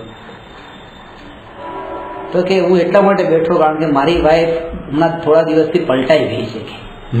અને એવું શું ભણી બેઠી કે પલટાઈ ગઈ, એ ભણવા હું બેઠો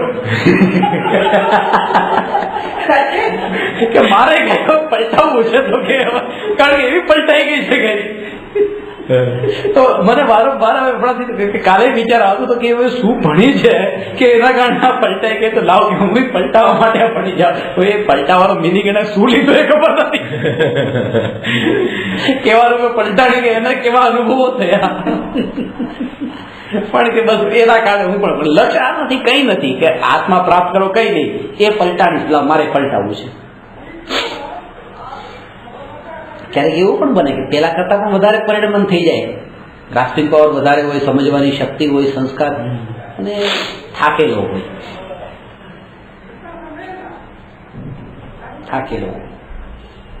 ઊંઘ માટે થાક જરૂરી છે, બિસ્તર ચોખ્ખું હોવું જરૂરી છે.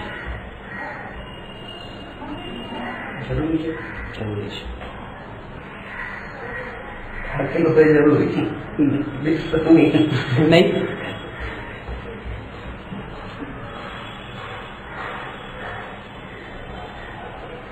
જ્યારે ઊંઘતી વખતે પણ જો આપણને લાગે ઊંઘ આવી ગઈ હોય, એ જે વાસ આવતી હોય ને કોઈ વખત, તો વારંવાર વિકલ્પ ત્યાં જતો હોય, પણ એ જેટલો જલ્દી જઈ પાછો આવી જતો હોય ને એટલે આપણને લાગે વાંધો નહીં, પકડમાં ના આવે. આજે વાસમાં પણ અમે ઊંઘી ગયા. એવું નથી કે સૂક્ષ્મ વિકલ્પો ત્યાં પણ ચાલતા. પેલું જો સાફ હોય ને એ વિકલ્પોથી છૂટી ગયો હોય. એટલા માટે એ કીધું કે ઘરને સાફ રાખો. એવું નહીં કે આત્માનો અનુભવ કરવો છે તો ઘરને સાફ કરવાની શું જરૂર? આપણે તો આત્માને સાફ કરવાનો છે ને. ઘરને સાફ કરવાની વાત, મુખ્યત્વના કર્મથી આત્મા જે ગંદો છે એને સાફ કરવાનો છે. નહીં કીધું ઘરને સાફ ન રાખે અને આત્મા સાફ ન થાય. આ કીધું તો આ પકડી લીધું. બસ હવે ઘર સફાઈમાં લાગી જાય, ચલો પેસ્ટ કંટ્રોલ કરાવી નાખો. બિલકુલ સાફ કરી નાખો ઘર. એક વાક્ય જે કીધું ને એ શ્રોતા આવા પ્રકારનો કે કયું પકડી લે, એ પકડવા જેવું નતું. ફૂલી પકડી લે. કારણ કે વાત કરી હતી આના માટે કે ઘરને સાફ રાખે. એ વાત એટલા માટે હતી કારણ કે અત્યારે આ જીવને આત્માનો રાગ જેટલો છે એના કરતા ઘરનો રાગ વધારે છે, અને જેનો રાગ વધારે છે એને જો હજી સાફ રાખતો નથી તો જેનો રાગ ઓછો છે એને સાફ ક્યાંથી રાખવાનો છે? એટલે આ વાત કીધી કે ઘરને સાફ રાખે, આત્માને સાફ રાખે. ગ્રહણ ઊંધું કર્યું, ઊંધાનું સરળ થયું. માર્ગ કરવું તો નહીં મળી ગયું. ધર્મમાં આવું કીધું છે પાછું. કારણ કે આ ક્લાસમાં જે વાત નીકળી એ બધી ધર્મમાં કીધી છે. એમ ચારણી જેવા શ્લોક એનું પણ આગળ વર્ણન આવે છે. શ્રોતાના બધા ભેદ પ્રભેદ બધું વર્ણન આવે છે. એ સમજાશે ને?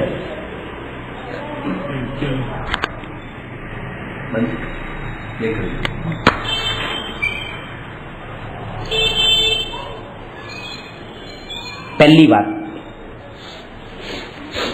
સામાયિક આજ સુધી થયું નથી. સુતેલા જ છીએ તો જાગવાનો વિકલ્પ છે. સુતેલા માટે જાગવાની સંભાવના છે. સુતેલાનો બોધ થાય એવા જીવ માટે. તો હું હજુ ઊંઘમાં છું, હું જાગતો નથી, પેલા એવું લાગવું છે. આપણે બધા જ આમ ચાલતા ફરતા ગાડીમાં જતા આવતા બધું હોય, પણ એક જાગૃતિ કે બધા જ આખી આ જે જગત છે આ ઊંઘમાં ચાલી રહ્યું છે. ભાન નથી એને, કારણ કે પારકું કેટલું દૂર દૂરનું પારકું, આ પારકું, આ મારું ને આ તમારું, આ મારું ને આ તમારું, આટલું મારું આટલું તમારું, આટલા ટાઈમ સુધી મારું, આટલા ટાઈમ પછી તમારું. માન્યતા કેવી છે?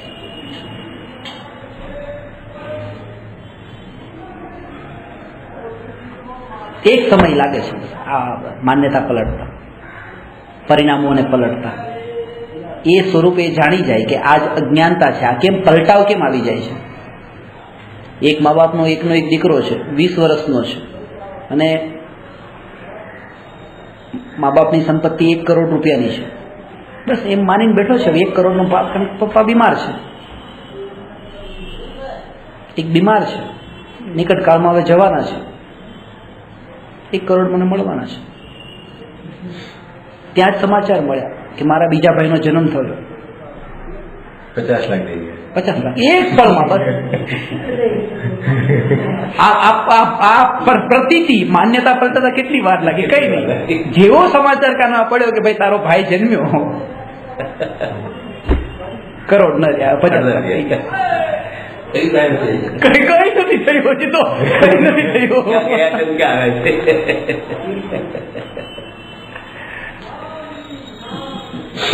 જન્મ ત્યાં અંદર થયો છે એટલા જ સમાચાર મળ્યા છે. ખરો જન્મ ગર્ભમાં જ આવ્યો છે, આ બીજો ભાઈ આવ્યો છે. ત્યાં માન્યતા પલટાઈ ગઈ. આમ એક એક ક્ષણ લાગે છે જેને પલટાય છે ને, જેમ આ પલટાઈ જાય છે એમ પરથી છૂટીને સોમાં પણ એવી રીતે એક ક્ષણમાં પલટાય છે. જરૂરી નથી કે નવા માટે વાર લાગશે.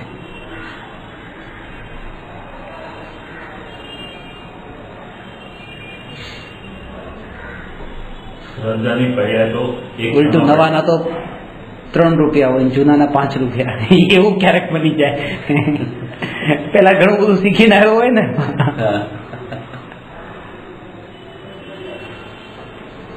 બધાના 5 રૂપિયા છે. કઈ નહીં, ભરેલું જ છે, ભરેલું છે. કોઈના ઓછા કોઈના વધતા છે.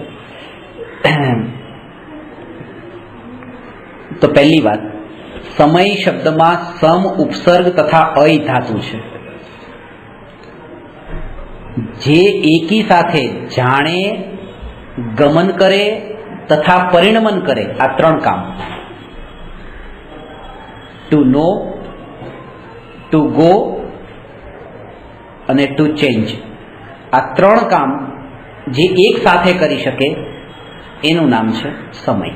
એટલે એક જીવ જ એવો છે કે જે જાણે છે, ગમન કરે છે અને પરિણમન કરે છે. એટલે જીવ તે સમય છે.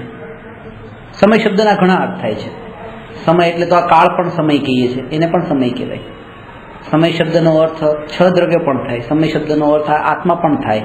સમય એટલે જીવ અને પૂતગલ 2 દ્રવ્યને જ સમય કહેવાય. સમય શબ્દના ઘણા અર્થ છે, 66 મિનિંગ છે મારી પાસે. સમય શબ્દનો અર્થ યુદ્ધ પણ થાય. પૂતગલ જાણે કે પરિણામે નહીં, તો પૂતગલને કેમ સમય કીધું?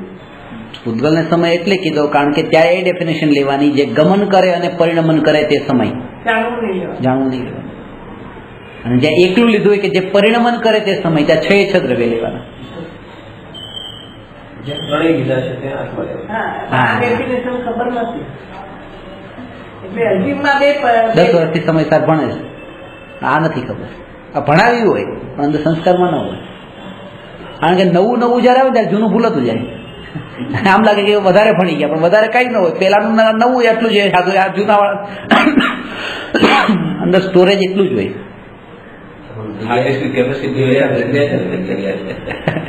મહિનામાં રેકોર્ડિંગ થાય છે. ફરી 1 તારીખ આવે એટલે આ 1 તારીખ નીકળી જાય.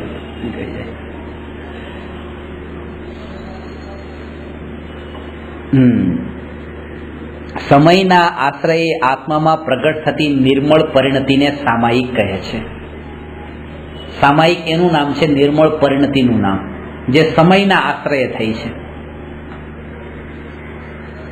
શરીરની ક્રિયાનું નામ સામાયિક નથી. આ સામે જે સ્થાપના કરી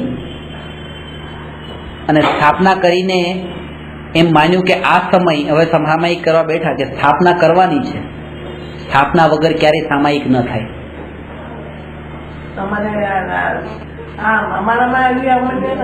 કેમ સ્થાપના ન કરે?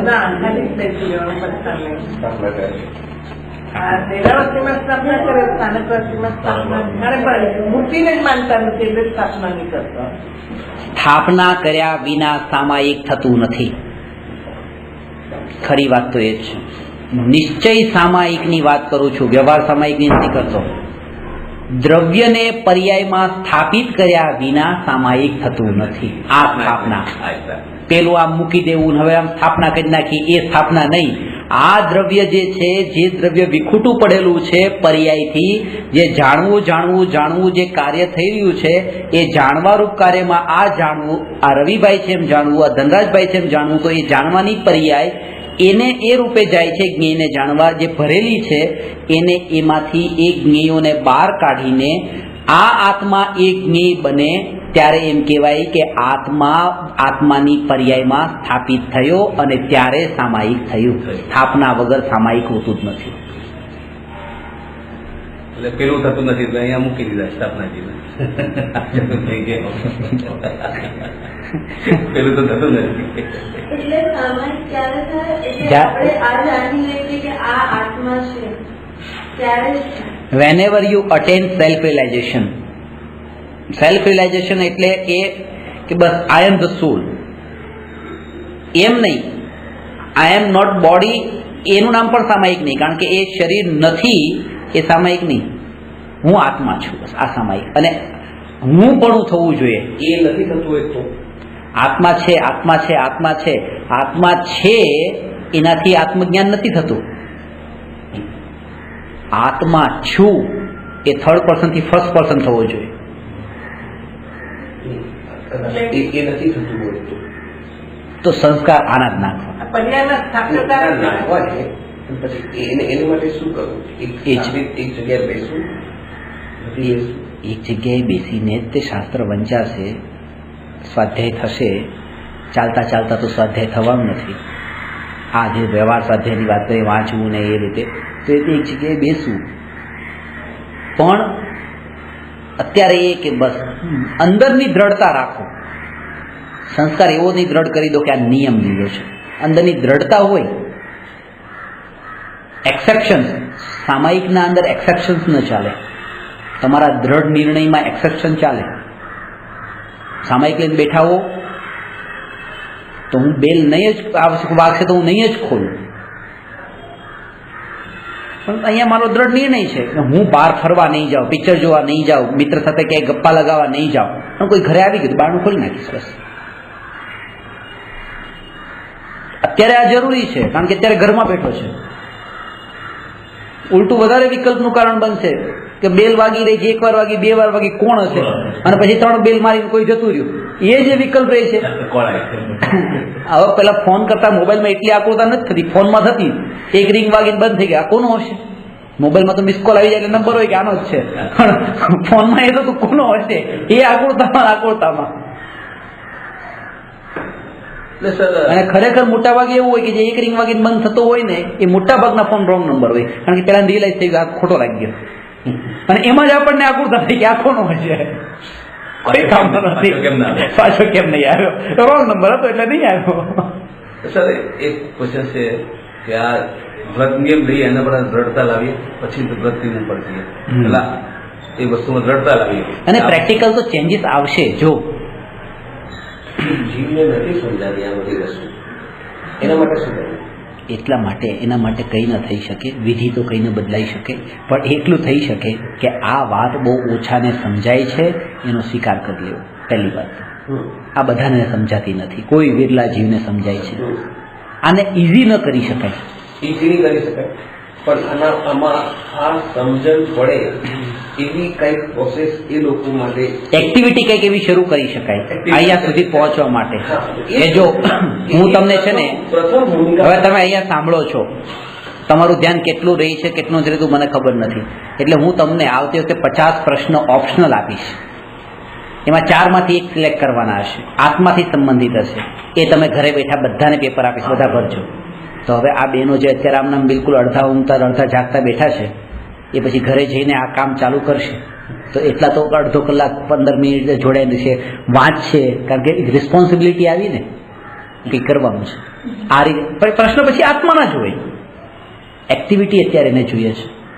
એ જ કહું આપણે ખાલી તો આવું કરીએ, આવું જ કરવાનું છે. જો આ જીવોનું લેવલ એવું હોય તો એ કરવા તૈયાર છીએ, હું ઊંચું સમજતો હતો, પણ જો એનાથી આ વસ્તુ તો પતી ગઈ. એના પછી સામાયિકની વાત કરીએ, જે સામાયિક જે કહીએ ને, આમાં સમજો આત્મામાં નહીં જઈ શકે કોઈ તો કોઈ 100માં લાખોમાં 1 પણ નહીં હોય, પણ એ લોકો માટે પ્રથમ ભૂમિકા શું હોય કે સામાયિકમાં બેઠા પછી ચિંતન જે સ્વાધ્યાય કરીએ, સ્વાધ્યાય છે,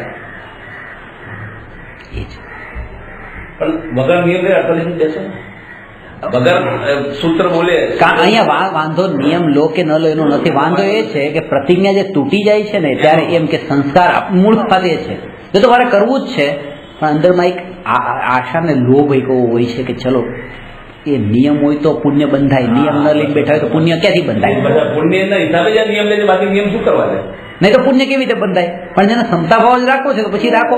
હું તો આનું કારણ બતાવ્યું કે જો તમે નિયમ લો છો તો આ દોષ લાગે છે. હવે તમે એ નિયમ લઈને નિયમનો ભંગ થતો હોય તેનાથી કોઈ લાભ નથી, ઉલટું નુકસાન છે. ભંગ થયો છે નિયમનો, સંસ્કાર આપણને તાત્કાલિક ખબર નથી પડતી. નિયમ લેવા જાય ને ત્યારે તેનો ભાવ બહુ ઊંચા હોય, બસ આમ ઊંચી સીડીએ ચડેલો હોય. હા, દરેક વખતે હા બસ નથી રહેતો, અને નિયમ લઈ લો એના લીધે દરેક વખતે એના ભાવ ઉતરતા ભલે હોય. શું થાય છે કે નિયમ લઈ લો પછી મને તમે જેમ વાત કરી ને કે 48 મિનિટ સામાયિકનો નિયમ લીધો, ભલે 24 મિનિટ વાંચ્યું, 24 મિનિટ પછી બહારના વિચાર છે, 24 મિનિટ તો થયું, આટલું તો થયું. આવી છૂટમાં તે પછી 24 માંથી 12 મિનિટ તો કર્યું, 1 મિનિટ તો કર્યું, અને એ એવું થયું કે આ જે દીક્ષા લેવાની એમાં પણ એ જ થઈ ગયું કે ભાઈ કાંઈ નથી કરતા પણ આટલું તો કરે છે, બસ એ આટલું કરે છે ને બસ એના પર જોડાયું.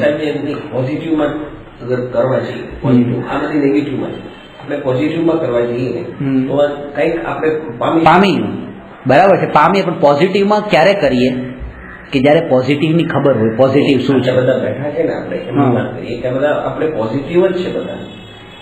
હું તો આપણી વાત કરું છું, તો અમારા માટે શું કે એક પણ વ્યક્તિ અહીંયા બેઠેલામાંથી પોઝિટિવ નથી, બધા જ નેગેટિવ છે. કારણ કે જેને સામાયિક કહે છે આ નહીં કરો, આમ નહીં કરવાનું, આમ નહીં કરવાનું, નહીં કરીને શું કરવાનું એ કોઈ નથી કહેતું. બધા નેગેટિવથી જ પરિચિત છે. બેલ આવે બેલ નહીં ખોલવાની, લાઇટ ચાલુ નહીં કરવાની, કોઈ સાથે વાત નહીં કરવાની, નહીં કરવાની.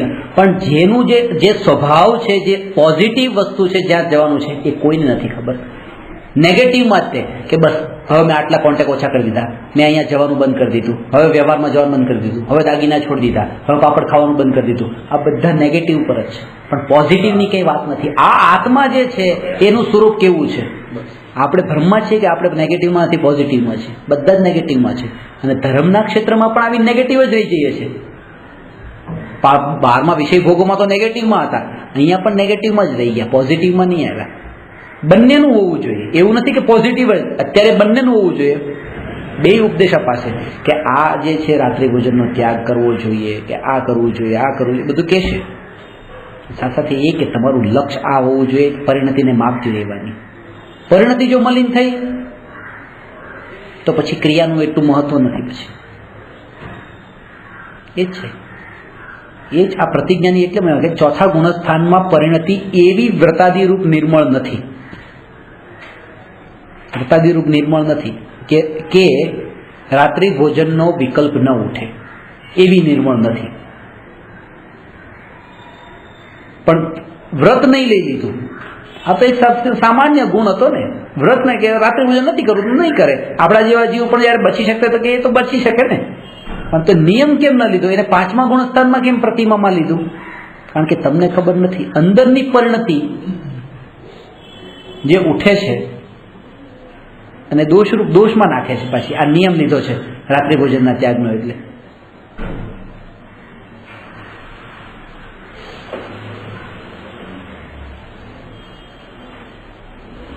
એટલે જ્યારે એવી પરિણતિ અંદરમાં પ્રગટે ત્યારે જ આ વ્રતાદિરૂપ ક્રિયા થાય, એના વગર ન થાય.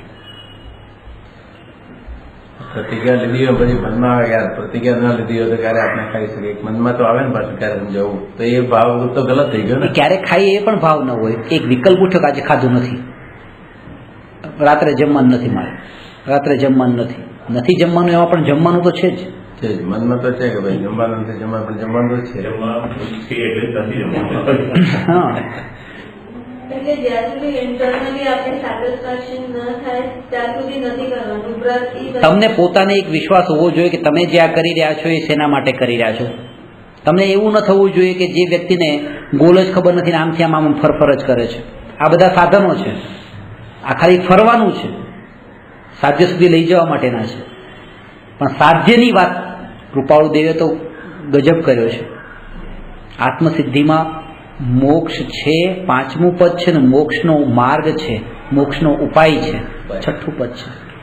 પેલા સાધ્ય બતાવ્યું ને પછી સાધન બતાવ્યું. કે સાધ્યનો નિર્ણય બહુ અગત્યનો છે, અને જે સાધ્યમાં ભૂલ નહીં કરે એને હવે સાધનમાં બહુ ભૂલ થવાની સંભાવના નથી. સાધ્યમાં શું ભૂલ કરે છે? મોક્ષ છે પણ મોક્ષની શ્રદ્ધા છે, પણ મોક્ષનું સ્વરૂપ કેવું છે શ્રદ્ધા નથી. મોક્ષ એટલે બસ ત્યાં જઈને બેસી જવાનો, સંસારથી છુટકારો, જન્મ મરણથી છુટકારો.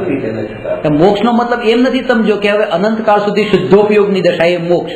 તો પછી એને સમજાવવું અઘરું નહીં પડે કે જેમ અનંતકાળ સુધીની દશાનું નામ મોક્ષ છે, જો અનંતકાળની દશા સમજી ગયો તો એક સમયની દશા સમજવામાં વાંધો નહીં આવે. એટલે મોક્ષ માર્ગ એને ઇઝીલી સમજાઈ જાય છે જે મોક્ષને સમજી લે છે. નિરાકુલ છે તે પ્રતિજ્ઞા લીધા વગર બી તો આપણે કરી શકીએ ને.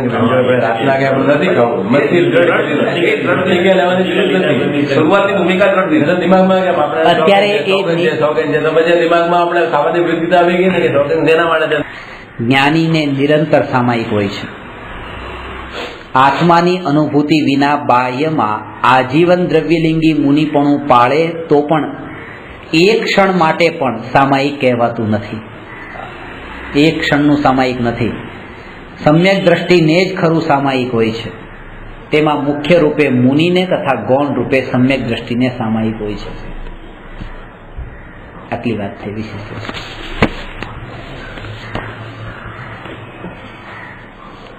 નમો અરહંતાણમ નમો સિદ્ધાણમ નમો આયરિયાણમ નમો ઉવજ્જાયાણમ નમો લોએ સવસાહુ. રવિજી આપનું